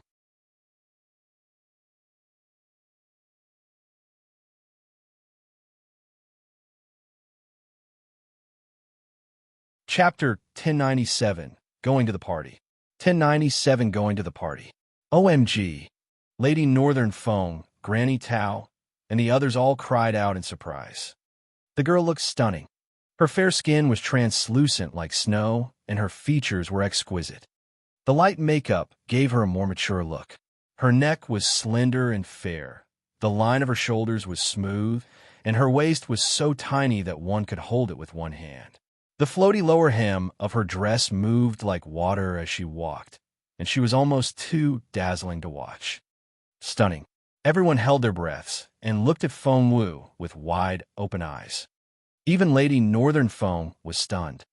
A girl as beautiful as her would astonish everyone at the party as soon as she showed her face. The banquet at the Xinyuan family. Because of the banquet, it was a boisterous scene at the Xinyuan family house. Guests poured into the manor in waves, and there was an uninterrupted flow of carriages and horses. Feng Wu arrived in the Northern Feng Mansion carriage. Northern Feng Mansion was one of the most prestigious families in the empire, so as soon as the carriage stopped outside the house, it was immediately greeted by someone from the Xinyuan family. The second branch of the clan was in charge of greeting guests tonight. Xinyuan Yu and his wife, Lady Yu, were waiting at the front gate. The couple went up to the carriage with an ingratiating smile, ready to say hello to Lady Northern Feng. To their surprise, a young but stunning woman came out of the carriage. And why did this young woman somehow look familiar? Xinyuan Yu and Lady Yu exchanged bewildered looks. Luckily, Lady Yu recognized Granny Tao, for the latter was always by Lady Northern Feng's side. Granny Tao greeted Xinyuan Yu and Lady Yu, then explained in an enthusiastic tone, "Her ladyship isn't feeling well today, and she's staying at home as requested by the doctor, who said that she isn't fit enough to walk around. This is Miss Feng Wu, her ladyship's newly adopted goddaughter." Feng Wu was here to play the fair maiden today, so she greeted the couple with her knees bent. What a pretty young lady. Feng Wu left a good first impression on Lady Yu, who found her pretty, demure, and docile. "I could tell that she's a good girl right away. Please come in." Banquets of other families were divided into male and female sections at most, but the Xinyuan clan. The guests were divided into senior and junior groups. Feng Wu was taken into the banquet hall on the left. She walked in to find an empty dance floor on the left, while the area to her right was filled with oval-shaped dining tables, as well as a scattering of cushioned chairs. It had been arranged in this way so that the guests could gather in small groups and have some fun among themselves. Looking around, Feng Wu saw only young men and women, some of whom she already knew. Feng Wu frowned. She was here for the big boss, old Master Xinyuan, and had no interest in these youngsters. And from past experiences, rather than a birthday party for an old man, this was more like a venue for young people to hit on one another. Feng Wu turned to leave the room, but, "Little Feng Wu, is that you?" A familiar voice rang out behind her. Feng Wu turned around to find Ning Chenxi behind her. "Hey, it's you." Seeing a familiar face in a strange place was like running into someone from your hometown. Feng Wu couldn't help but smile at him. Ning Chenxi had never been looked at by Feng Wu like that before, and his fair cheeks soon turned pink. Recalling how he had mistaken Feng Lu for Feng Wu, he looked even more abashed. However, seeing how natural and graceful Feng Wu was, Ning Chenxi also suppressed his feelings and forced himself to calm down. He went up to Feng Wu and smiled at her. "Why are you here alone? Didn't your family come with you?"